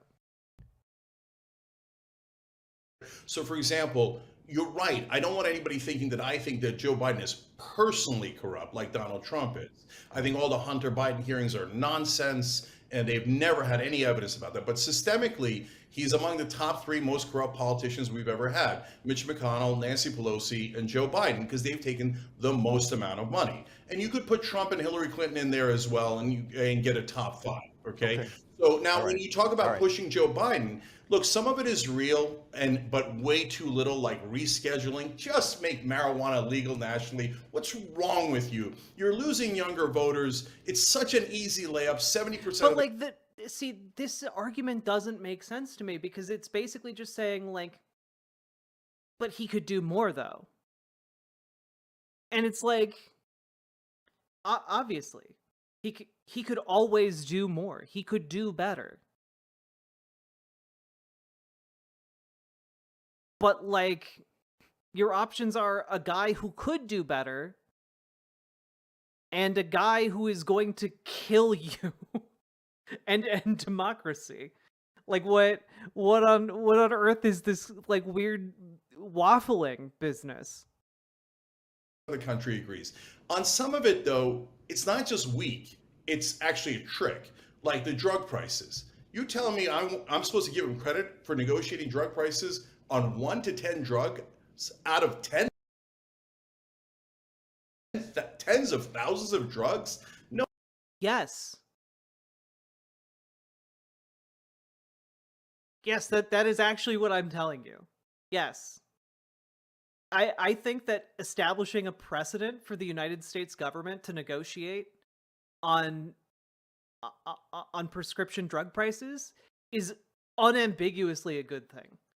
Because it one, immediately helps people, you know, who need insulin, which is a large portion of the American public, and every other person who is on, like, who takes one of those most common medications. So right off the bat, it helps a lot of people, millions upon millions of people. And it establishes the precedent going forward that the government could expand that program. The government could expand that. Isn't one of those drugs insulin? Yep. Insulin, something that is so expensive in the United States that, like, people would literally go homeless just to be able to keep getting their insulin to not die.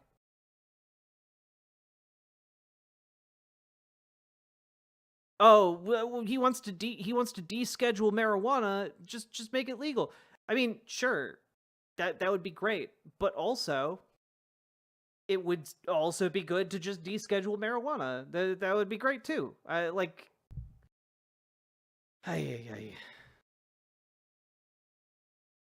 No, that's a way of distracting you and pretending that he did something while he actually protects 99% of the drug companies and their. From what I understand, the president just can't legalize cannabis on his own. Yeah, I'm not exactly sure what power the president has when it comes to drug scheduling and like drug legalization. I don't think that he can federally legalize marijuana, but by descheduling it, he basically makes it de facto legal in states that have already legalized it. So, yeah. Drugs and who are giant. Oh, descheduling it does make it legal? Okay, well then I don't know what he's complaining about. Donors of his. But I think what David was responding to is that he can't be moved. But he's Don Lemon is taking off his glasses. He's so exasperated. This is his maximum amount of exasperation. Seems to be moving on those issues, and sometimes and those issues are incremental. No, he's not moving on the drug issue. That whole thing is a scam to protect drug companies. So you don't. I mean, it's a scam insofar as like he didn't do more to negotiate against drug companies, but like it's actually lessening the scam. Unless he's saying that by like getting this, we're giving up the possibility of like negotiating on more drugs in the future, which we're not. So I'm not exactly. If anything, it makes it easier to negotiate on drug prices in the future. Saying out of tens of thousands of drugs you're going to negotiate price on one, that means you're not doing it. In fact, you've got a cover story. On some things, he has moved a little bit. Student debt's a great example that David puts. Okay, descheduling doesn't legalize it, but basically the feds won't arrest or investigate it. Okay, cool. Forward. So these are facts, guys. And on student debt, he's relieved about 10% of the student debt, which is such a classic Obama-Biden corporate Democrat move. 10% is definitely better than 0%. So if I had to vote today, I'm going to vote for 10% rather than 0%. Okay. All right, Jake. What the fuck were you just ranting about for the last 10 minutes? 10% is better than 0%. Why are you like this? Why are you like this? So deschedulizing decriminalizes? No, yes. Descheduling decriminalizes, but it doesn't make legal, if that makes sense. Go ahead. I know you want to get in. Go ahead, Brian. Yeah, I mean, it just sounds like, I mean, you know how the government works. Like, when are we gonna get sweeping? Like, well, who's gonna sweep in and get and pass Medicare for all and the Green New Deal tomorrow? We have a 51-49 Senate with Kyrsten Sinema and Joe Manchin, and yet we've gotten a lot of these things done, things that will have material impacts on people's lives, reasons for people to be able to afford medication that they wouldn't have been able to afford yesterday. Is it everything? Of course not. Is it enough? Of course not. Is it gonna take more time? Of course it is. But to downplay the accomplishments that they've made just because it's not everything seems so kind of diluted, and you know how the government works. You know, we're not in this environment. That's the thing. I feel like Brian Tyler Cohen, bless his heart, is doing his best to inject a little bit of reality into this conversation. When you consider who's in the Congress, when you look at the Marjorie Taylor Greenes and the Matt Gaetzes of the world and what's happening with the House Speaker, to get done what Joe Biden has gotten done is not, I think it's nothing short of a miracle that he has gotten accomplished what he's gotten accomplished. You have a great opportunity with your platform, I mean, to reach so many people, to be able to use that platform to continue to push him to the left, as we all should. We should push from 10 to 20. We should push for more student loan debt cancellation. But to claim that it's not that it doesn't count because it wasn't everything, it seems just like Brian, not the right way to go Brian. about doing this. Use your platform to keep pushing No, left. no. Again, let's be super clear. I never said nothing, and I clarified this. I'll clarify it now. I clarify it on the show all the time. So, for example, one of the best things that Joe Biden did was he put in a 15% minimum corporate tax. That's a great policy, and I love that policy. And I'm fair and honest about all of these things. So 10%, like I said, on student debt relief is a lot better than what Trump did or would ever do. He goes backwards on all of these issues. So I know that, and I clarify that to the audience all the time. But don't come and tell me that 10% is good enough. Give me a pat on the head and move on. No. But no one has said that it's good enough. This is the thing that I get confused about. Like Cenk shadow boxes throughout the entire thing, about like throughout so many of these conversations that we've covered already. Like nobody is saying that. You admitted yourself that 10% is better than 0%, right? All that people are saying is that 10% is better than 0%. Not that it is good enough, just that it is better. In a scenario where you can either have 10% of a good thing or 0% of a good thing, it's better to get the 10% of a good thing and then to push for more and more of that good thing. It gets you closer to your goal of 100% of the good thing. I feel like I'm on like a children's television program and like trying to explain like fractions to a child. Like, you can have 1/5 of a good thing now, and then maybe if you're really good and you work really hard, you can get 2/5 of a good thing, or maybe 4/5 of a good thing, and maybe even all of a good thing. But it's just like, what I don't get is that he acknowledges what they're all saying and then acts angry and argues against points none of them are making. Like, is he just old and out of touch? Like, what is going on? Also, thank you, Super Chat guy. I'm not giving him a... That's not what he's saying. He didn't say that. He didn't say give your family that. He said you should continue to push him along. Yeah, no, but guys, how's that working out for us? One drugs? So at this rate, we're going to take, what, 10,000 years or 200,000 years to negotiate drug prices on all drugs? I'm tired. No, this is really important. I'm tired of a Democratic leader that we have to beg to do Democratic things. We constantly are begging and pleading with Democratic leaders to do the things that they promised. How about they...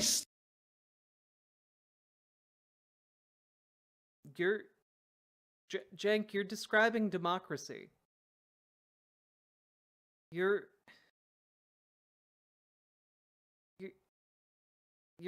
describing how democracy works.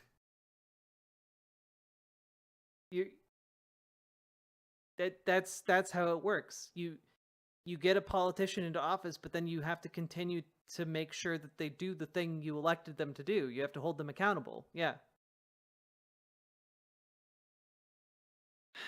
How does he think we'll make progress if we elect a right-winger into office? That's a great question, Mix Rossetti. Yeah, that's the thing, Lizabeth. I think that, like, on some level he acknowledges the good stuff, but is just, like, unable to enter into the that calculation when it comes to an election. Like, I have no idea what he's on right now. Stop lying to us and actually goddamn do it. Here, I'll give you a great example. We're not talking about Green New Deal or Medicare for All. Brian, I know those are not realistic in this time, and I want to work towards making them realistic. Yes, Medicare for All from the guy. Yeah, you want to support RFK Jr. You know, get Medicare for All from the guy who doesn't think vaccines are real. But when you talk about $15... Oh, sorry. The guy who thinks vaccines cause autism. There we go. Wage or voting rights. Those are super realistic, and they chose not. It was not voting for Cenk here.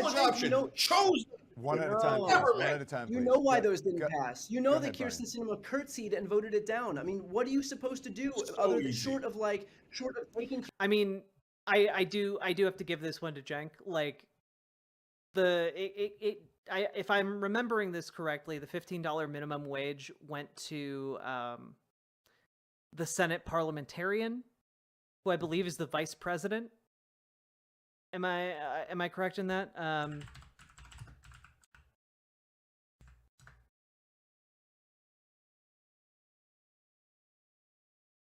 Yeah, the parliamentarian of the United States Senate is the official advisor to the United States Senate on the interpretation of standing rules.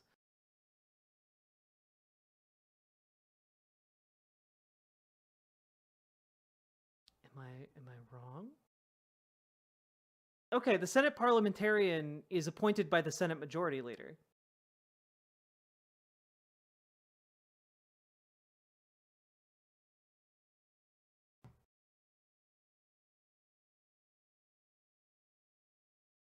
It's always somebody not from a party. Weird.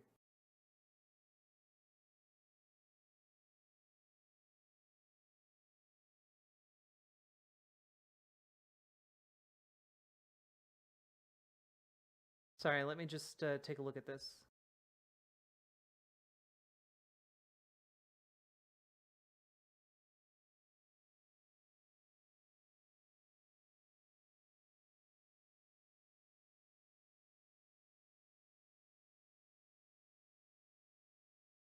Oh, well, the vice president can overrule the Senate parliamentarian. There we go.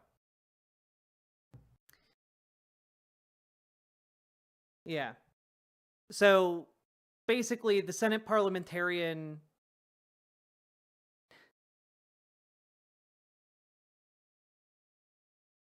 Yes. So let me just take a look at this and double check. The role of the parliamentary staff is advisory, and the presiding officer or Senate may overrule the advice of the parliamentarian. Yeah. So the vice president, as president of the Senate, can overrule the parliamentarian. So again, if Joe Biden had really wanted to do the $15 minimum wage, he could have had Kamala Harris overrule the parliamentarian. There we go. I think I got that right. Yes.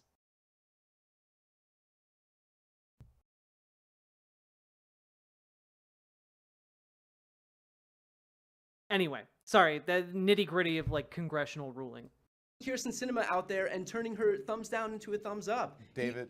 These people are advocating for certain things. We have immovable Democrats, corporate Democrats, that those should be the targets of your ire. They are. Because it's the Kyrsten Sinemas and the Joe Manchins. And by the way, these systemic blocks against having any type of reasonable Democratic governance or representation in the Senate, in the House. We need to pass a Voting Rights Act so that we're not completely gerrymandered out of power. That's where the issue lies. But we can't do any of that.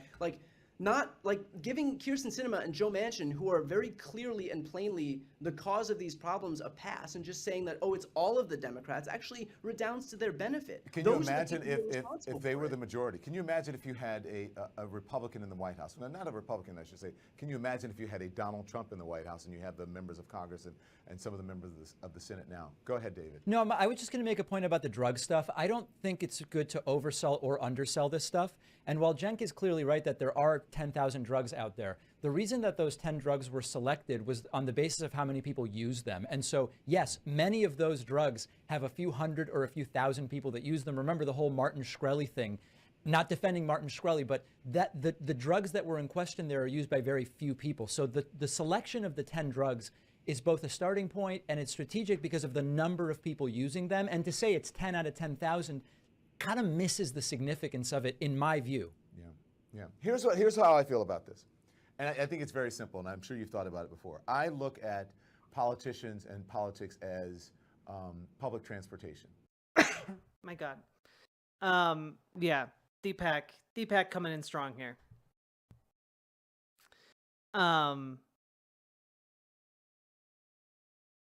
They voted on the $15 minimum wage. It got voted down. Well, so the vote, my understanding of the $15 minimum wage debacle was that the Democrats wanted to put the $15 minimum wage into the COVID relief bill, and they were voting on whether or not to add it into the bill, something they could do with a 50 vote majority, and the Senate parliamentarian wound up stepping in and saying, no, you can't add this to the bill, and then Kamala Harris did not overrule that. That's my understanding of what happened. But yes, moving on. They're never going to get you. They're never going to take you to your house like a chauffeur, right? Or you drive your car in your garage. They're going to take you to the bus stop or the train stop that is nearest to your home. And that's what I'm voting on. Someone who is the closest, who gets me the closest to the policies that I find important. And in this particular era right now, that is the Biden administration. And I'm not saying that. God, when Don Lemon is talking the most sense, that's not a good sign. Because I'm a Democrat. I'm not a Democrat. I'm an independent. But the only side now that's looking out for democracy happens to be Democrats, and the one who's in the White House and the one who has the best chance of winning again is Joe Biden, whether we like it or not, and it's not perfect. And that brings me to the next thing, because currently, Brian, the polling is a dead heat. There was one outlier today. Did you see the Reuters Ipsos poll that came out just a short time ago?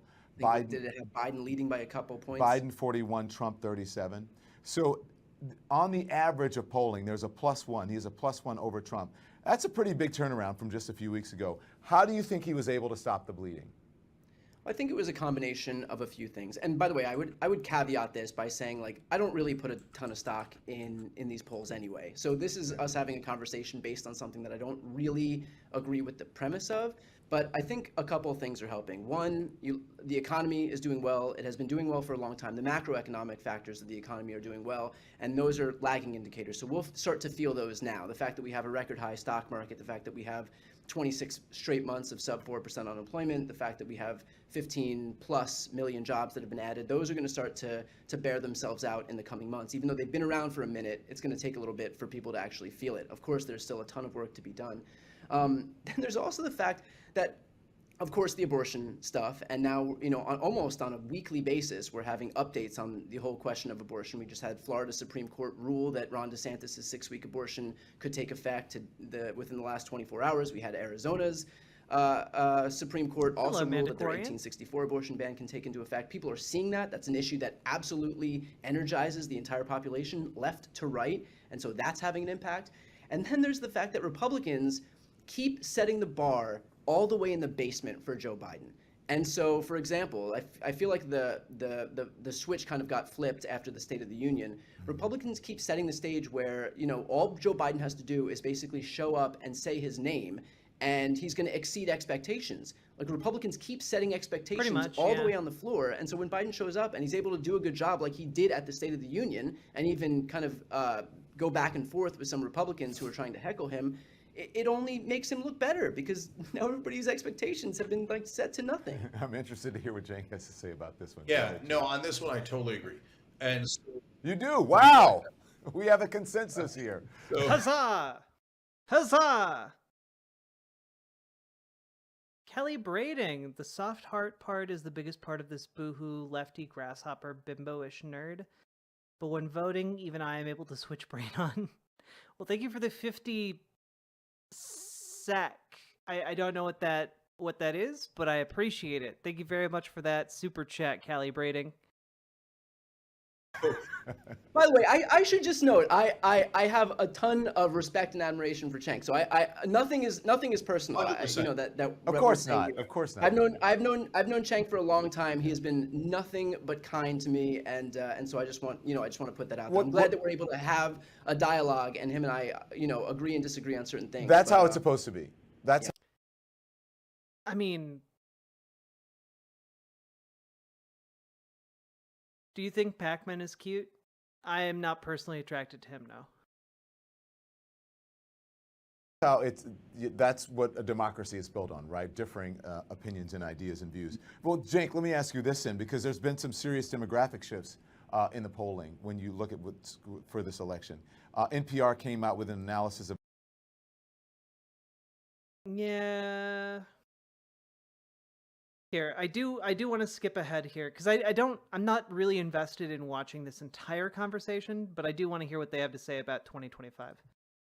And there's no question that Trump wants to do these things to the extent that he understands them, to the extent that someone told him, the Heritage Foundation or whoever said, hey, here's something you should do. I believe he's going to try.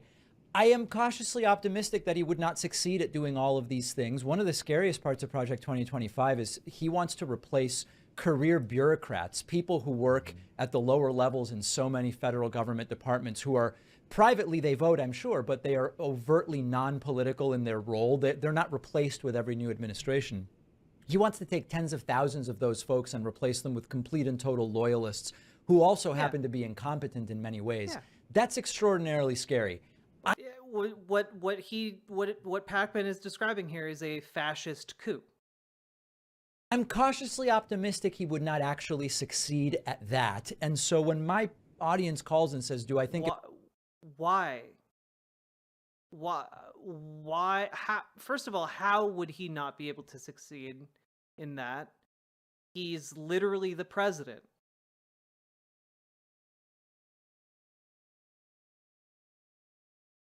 You, as president, you can gut the entire civil service. What are you talking about? If Trump wins, there will be an election in 2028. I do. I think there's going to be a lot of problems, a lot of strife, a lot of close calls, and he is going to have some successes if he wins. But I do actually think that our checks and balances are, this is a low bar, but are strong enough that we will have an election in 2028. I guess this is where Pac-Man loses me. I think that if Donald Trump became president, there is no force on earth short of physical violence that would get him out of the White House. Hey, Cenk, you don't think so? I disagree. Sorry, if I can just jump in. I don't respectfully, David. I disagree. I host a series with Mark Elias, who's the nation's premier voting rights attorney. What Republicans are doing at a granular level is trying to disassemble the very foundation of democracy. In Arizona, there's a law. I'm not gonna lie. Brian Tyler Cohen comes out of this looking really, really good. I think he's been nailing it on pretty much every single one of these issues. And I agree with David Pac-Man on a lot, but he has a bit of a rosier outlook, rose-colored glasses perspective towards our institutions that I do not have. I do not share. Efforts to tear up the voter manual. It's basically, you would liken it to not just changing a stop sign to a street light, right? To a red light. It's basically taking all of the signs off of every street and expecting people to know what to do. And then when chaos would ensue, it would give them a predicate to come in and just kind of upend the entire system and do with it what they will. So there are lawsuits across the country. There's election vigilantism efforts across the country. There are, just efforts to disassemble every facet of our democracy happening in the courts right now as we speak. And if they had the presidency, and God forbid 1 or 2 houses in Congress, they would have a ton of success at being able to succeed with this kind of stuff. And Cenk, on top of that, the Washington Post is reporting that one policy under consideration is the Insurrection Act. Trump using the Insurrection Act of 1807 to activate the military for domestic law enforcement, as well as directing the DOJ to target Trump adversaries. Yeah, I think that I'm definitely the most alarmist out of all of us on this. So number one, look, if somebody says, are you the most alarmist if you're considering voting for RFK Jr.? Are you really? Are you really the most alarmist if you're considering voting third party here? To me, we're going to go for systemic change, and we're going to make the executive branch a little bit stronger to make sure we could root out corruption. I would be very open to that. But this Project 2025 is nothing like that. It's the exact opposite. What it does is it doesn't dismantle the corruption, it furthers the corruption. So one of the things that it does, for example, is they want to get rid of all regulations so that oil companies can run roughshod with almost no laws to check them. What kind of populism is this? That's not populism. This is a backdoor way of actually cementing corporate rule. So it's not that's because it's fascism. It's like fascism is populism as a veneer for corporatism. Like, yeah, it's making these oil companies beholden to the state and like getting popular support for it by paying lip service to populist ideas. An accident that the Heritage Foundation, totally powered and fueled by corporate money, is pushing this agenda. But the most dangerous parts of it are the ones that you guys have mentioned. And I'm much more alarmist than David on this for a couple of reasons. Number one, the Insurrection Act is real. They consider that many times in the first administrations, including a 3-hour conversation at the White House on whether they should roll out the tanks and do martial law after he lost the election. These are very dangerous people. And the only reason that Donald Trump didn't do that is, to be fair to the rest of his staff, at that point, when he still had establishment figures in his administration, they said, we are all going to resign, together, unanimously, if you do that. He's not going to have those guys as a check this time. There's going to be no brakes in the car. So it's going to be a bunch of loons in the room, and they're not going to hesitate to do things like martial law. Guys, they already did He's had the ample opportunity to get rid of anyone who's not a complete and utter yes man. All right? a fake elector plot. That is a coup against America, where they knew they lost the election and they tried to overturn a legitimate election full well knowing they lost. And part of the reason they went in that direction is because some portions of the right wing have become convinced, ironically, right before the numbers began to change, that they had lost demographically and they were never going to recover. So the right wing has never cared about democracy. What they care about is power. So if they get power through a democracy, they're fine with it. If they need to destroy democracy to get power, they're also fine with it. Not all of the right wing, but yes, the Trump portion of the right wing. Project 2025 has so many... The Trump portion of the right wing, aka the fascists. ...things in it, like getting rid of the FBI. That's defund the police on steroids. That's a lunatic position to get rid of the FBI. Well, and to be fair, he probably couldn't just outright get rid of the FBI. But there are a lot of things on Project 2025 that he could straight up just do unilaterally. And Homeland Security. So none. But do you agree that do you agree that he would not actually be able to get rid of the FBI? Yeah, he would have trouble with the FBI, David. But I think that you're overestimating the opposition he's going to get. I saw the first time around, and I thought that Trump was going to get run out of town. And I famously lost a bet with my co-host Anna Kasparian about that. And what I made the same mistake that I think you're doing right now, which is thinking that the Democrats are going to be effective in fighting back, that the establishment or the system is going to be effective in fighting back.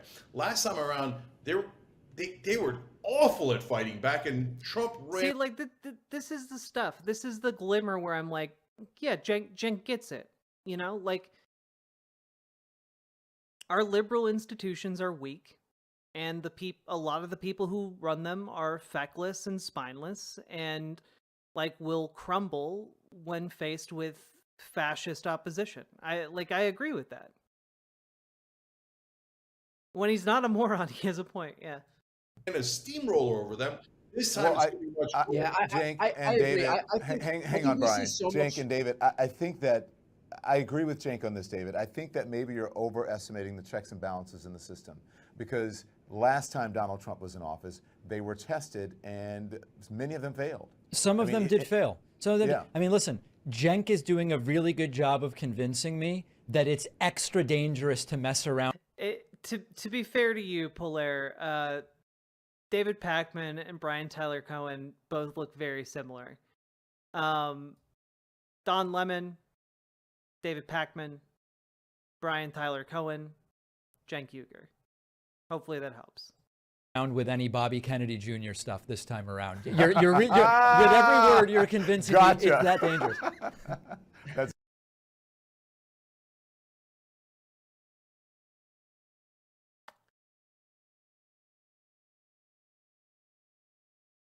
I wasn't expecting that expert rapier stab from David Pakman there. That was amazing. That was incredible. You know, I might not agree with him on everything, but that was a damn fine gotcha. That's a good one. Go ahead, By the way, I Brian. prefer Cornell. Yeah, West. no, I mean, you know, I think to Cenk's. By the way, I prefer Cornell West. Then why? Why the hell have you been, for the last 2 weeks, dying on the RFK Jr. hill? If you prefer Cornell West, why aren't you just saying Cornell West? What's wrong with you? I'm so tired. I feel like this has just all been bullshit the entire time. What the hell, dude?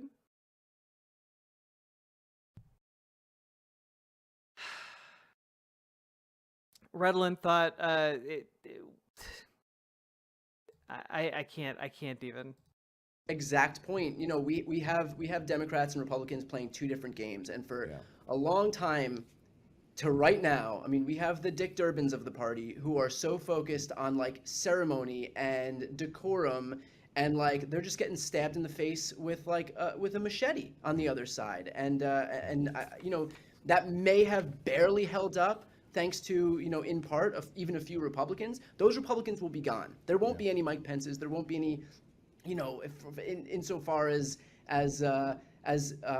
Ty Cobb was able to do anything, or you know, some of these White House counsel, those guys will be gone. And so what they did in 2020 was basically a stress test. They're pulling on the parts of the fence to see where the weak limits parts are. of the system. And I can promise you that fence is coming down in 2024 to 2028 if Donald Trump wins re-election, because the Democrats aren't going to be able to do it, and there will be zero Republicans. There won't be any Brad Raffenspergers or Mike Pences or Ty Cobbs that are going to be blocking him. All right, I want to go. We've covered. True. I think we can skip the rest of this. God. I guess my takeaway from this is just that I have lost a lot of respect for Cenk. It is really sad to see him just like go off the deep end and be like, oh yeah, I could vote for RFK Jr. Like in this deeply unserious way. You know, it's like between this and his presidential run, like what are you doing? Like what is your actual plan? What are your actual goals here? Because like your stated goals and your plans don't really seem to align on that front. Your stated intentions don't seem to really align with your actual intentions. And I'm just, a lot of it, I don't get it. And I would like to. But I'm getting the feeling more and more as time goes on that I'm just being taken for a ride by Cenk. And I don't like that. And I think it was pretty obvious there by like how both David Pakman and Brian Tyler Cohen were able to just like skewer him on so many different points repeatedly over and over and over again that like it's a lot of hot air. There's not much substance behind it. And like this election cycle matters. He's the voice of one of the largest, if not the largest, online leftist platform in the world. And the abdication of responsibility here is intense, to say the least. It makes me angry and makes me sad.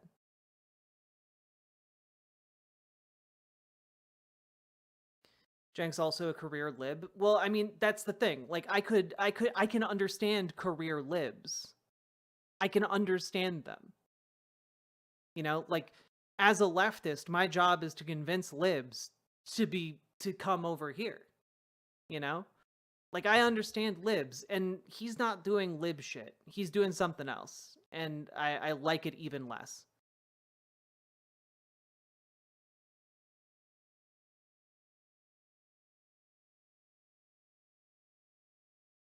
Great conversation with my right-leaning roommate. He tried arguing the Israel-Palestine situation and ultimately got quiet at the genocide part. And he's having now having a reassessment crisis. Well, Hapsley, good on you for engaging in that conversation in an effective way. I know that would be hard for a lot of people, so good job.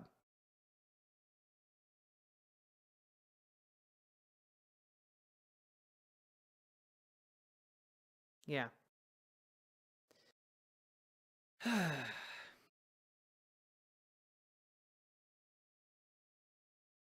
Yeah, right, Elizabeth. I just wish they could have held it together for this one last election, and then fall apart. Fall apart after 2024. Okay, like either Trump's in office and it doesn't matter, or like we get to fight again another day, and we'll fight again another day with or without you guys. But like I'd love to fight with you. You know. Anyway, we've now been going for 4 hours and 20 minutes. Nice, blaze it. Please, if you haven't yet, hit the follow button on Twitch, hit the subscribe button on YouTube, like the YouTube stream. We have almost 300 people watching the show right now. Like, that's pretty fucking cool. We should be able to break 100 likes. I see you, YouTube stream. We're at 88 likes. And that's pretty good. I think we can do 12 more, okay? And folks, consider dropping those sweet, sweet subs and donos. They are what help keep the stream running, because the stream is, at the end of the day, brought to you by viewers like you. Couldn't do it without your help and support. Forlorn79, thanks for gifting a sub to Rhizome. That's sweet. We love Rhizome here, don't we, folks? How do I press the follow button in Twitch? It should be like the little heart button, I think. I'm doing my part. Thank you, Fenry. Forgot to like. Sorry, Mom. I'm not mad. I'm just disappointed. Coming over here because I unfollowed to follow you on Twitch and now I can't chat for 10 minutes. I'm sorry. I'm sorry I ruined the bit.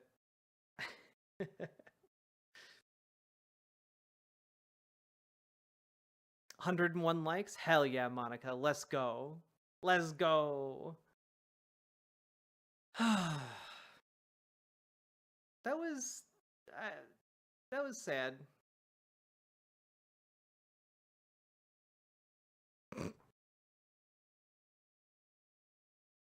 Oh, but Rhizome's pretty cool. I like him. Also, I need to get Rhizome on stream sometime. We've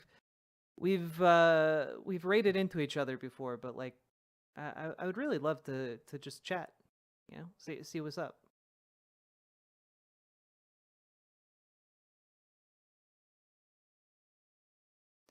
Closing out tabs, trying to find out. In my earlier segment. Whoa, why are you autoplaying though? Cross Crescent Creed. Conyer Pants River Bait Pidzer. Where have you been? Also, thank you for subscribing for 33 goddamn months. My God.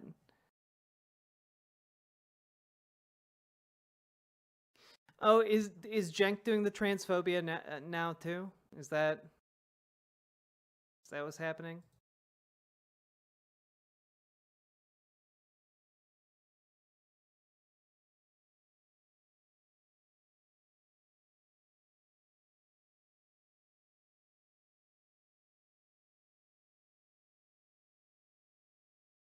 He defends Anna a whole lot about it. Cool stuff. Methods Yahoo! Thank you for gifting No white names allowed, nodders. It's true. No white name shall be allowed in site chat. Not a single one.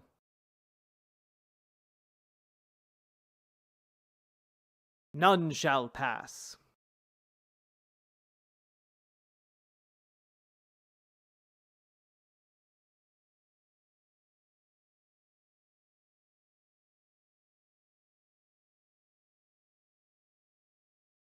Hey, Blue Terry Teddy.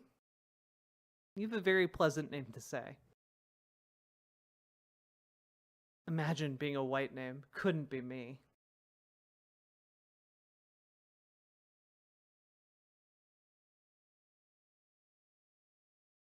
Oh boy. Are you saying whites must be purged from the riverboat? No, I would never say that.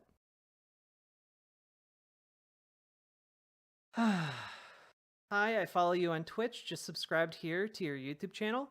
Well, that's a great decision because I upload new segments every day on YouTube. So you got all kinds of new stuff going up on YouTube.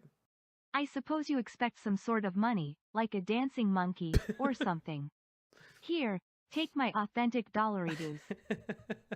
Thank you for the 5 tier 1 subs, Salmon Moose. And are you saying that I'm turning chat into a dancing monkey? Because wouldn't I be the dancing monkey? Am I not your political your dancing monkey who's doing an interpretive political dance about the current state of politics? I feel like that's my job. Goddamn Australians coming in here taking our gerbs.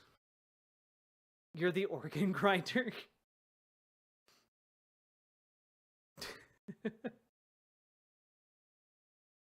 What I have to ask, are you a natural redhead? I'm not. I'm a liar. I'm a fraud. If you notice here,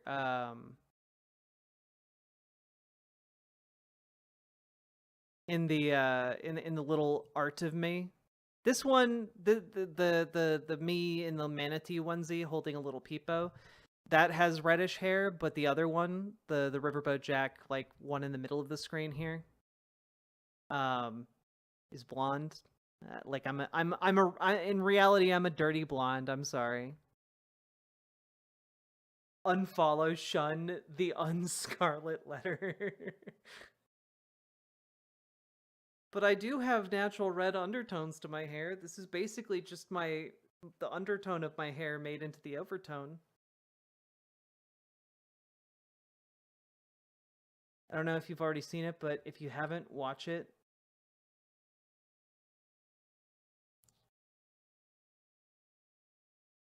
Mini-series of videos called Mr. Samuel's Tea Time Stories.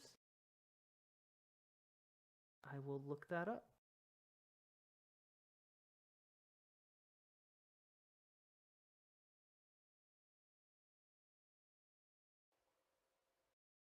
Oh god, this looks very cursed. We're gonna watch the first episode. I don't know what this is.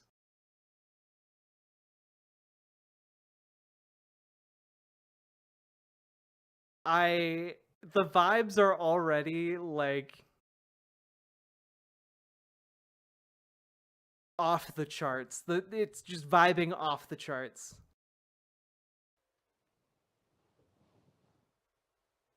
Oh, hello there. I wasn't expecting you. You haven't come by in a while.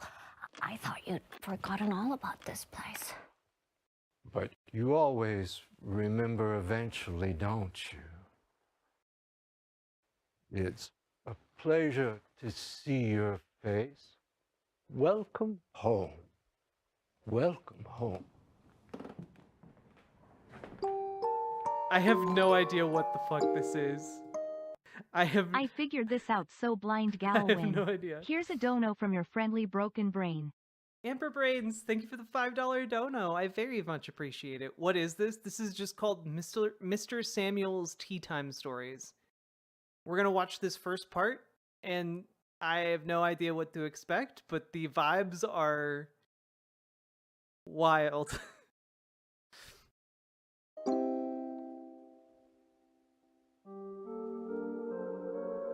Thank you for that lovely cup of tea, Mrs. Madeline. But I must be going now. Going? Going where? I don't know. Just going. But you can't go. Why not? Because I built my house in your bones. And if you go, where will I live? What? You can't just build your house in people's bones. Besides, I need my bones. Oh. Okay. Oh, a letter. Look, we've received some snail mail. Thank you, Mr. Snail Mail. Snail mail? Let's see what it says. Dear Mr. Samuel, that's me. Time is confusing and I don't know what's going on. How do I stop the horrors? I am terrified. Please make it stop.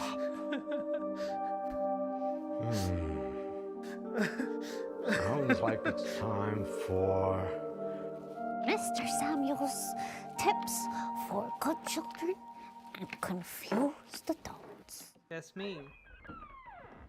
Are you feeling confused? Yeah. Is time getting all muddy and smudged? Kinda. Well, here's what you have to do. Okay. Make your bed every day. That's a good plan. You should make your bed. I just realized his little bow tie has googly eyes on it. Look at what you have to do.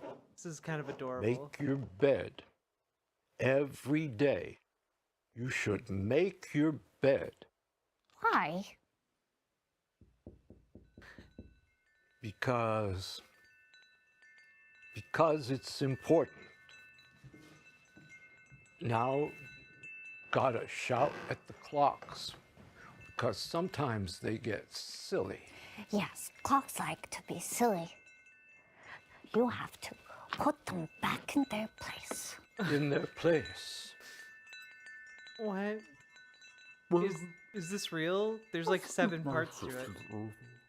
Oh, Mr. Snail Mail, do stay for a cup of tea. Oh, what a kind of... I'll just be sitting home today. But you're not home. You're here. Oh, Miss Brandon. Thomas, no. I carry my home on my back. Home is everywhere I go. No, silly. It doesn't matter whether you're a snail, or a tiger, or a triangle. Whether home is the shell on your back, or a bunch of bones and teeth you've assembled to live inside. What?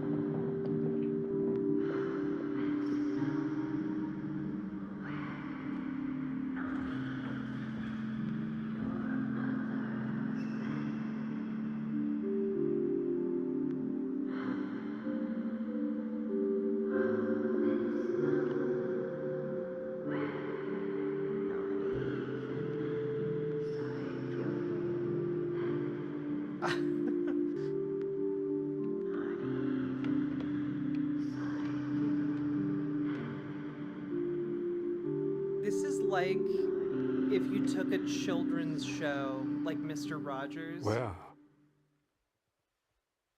I think it's time for a bedtime story. And stretched it out too much. Like, this is like if you took like Mr. Rogers and like lived in its world for like 60 more years, and every one of those characters was like trapped in that world, you know? Why is that clock whispering? Mr. Anderson, I don't got answers for you. I only got more questions. That was very entertaining. Yes, it was. Thank you, Mr. Bedtime Story. Goodbye. See you soon. What?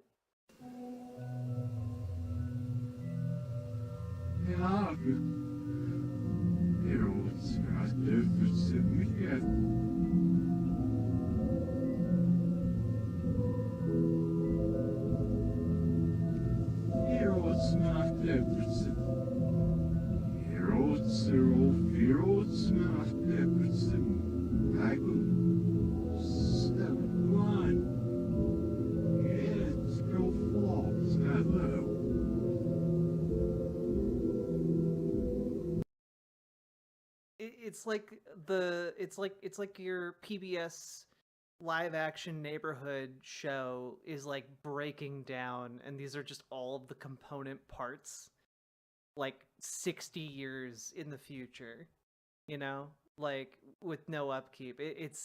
This is cool and interesting.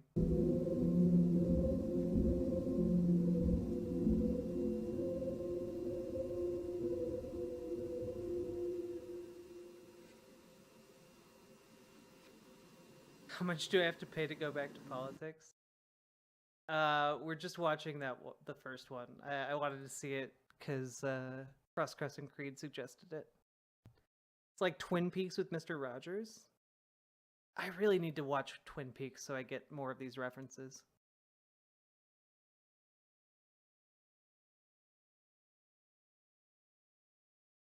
God, that's gonna haunt my dreams tonight.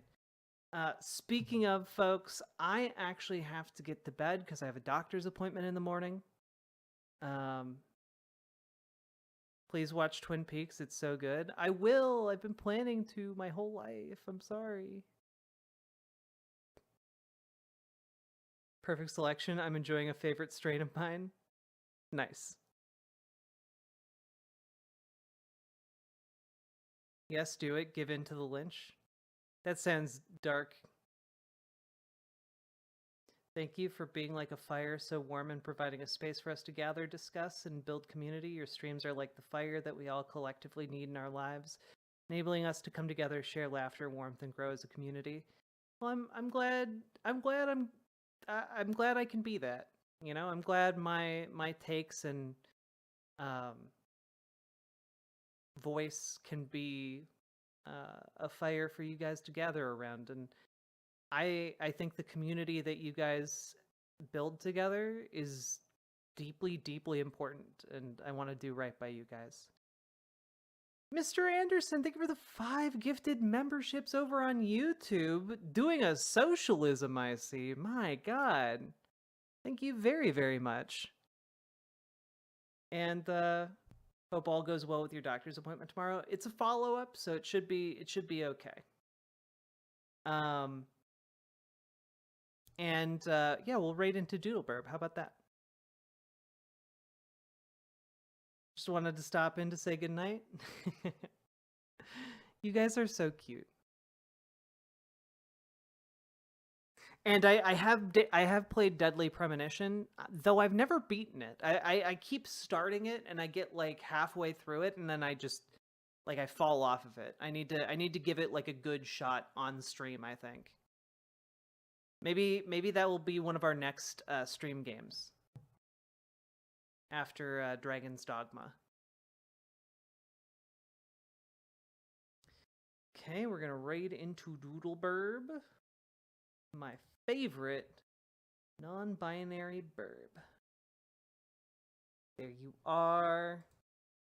Gonna start this raid. Good night, all you lovely people. Thanks for joining me for a Monday stream. Appreciate y'all. And don't play the second one. I own the second one, so I will be playing it at some point. Unfortunately, I know it has problems, but sometimes interesting problems are still good. All right. Good night, everybody. Thanks for helping me to clean up the news factory. I'll be back tomorrow. Well, tomorrow I might not be streaming until either late, or I might not be streaming at all tomorrow. We'll have to see. I'm going to be going to see Monkey Man tomorrow night. And I'm excited to see it. It's one of the last opportunities I can see it in theaters, so. See you all later. Good night. Bye.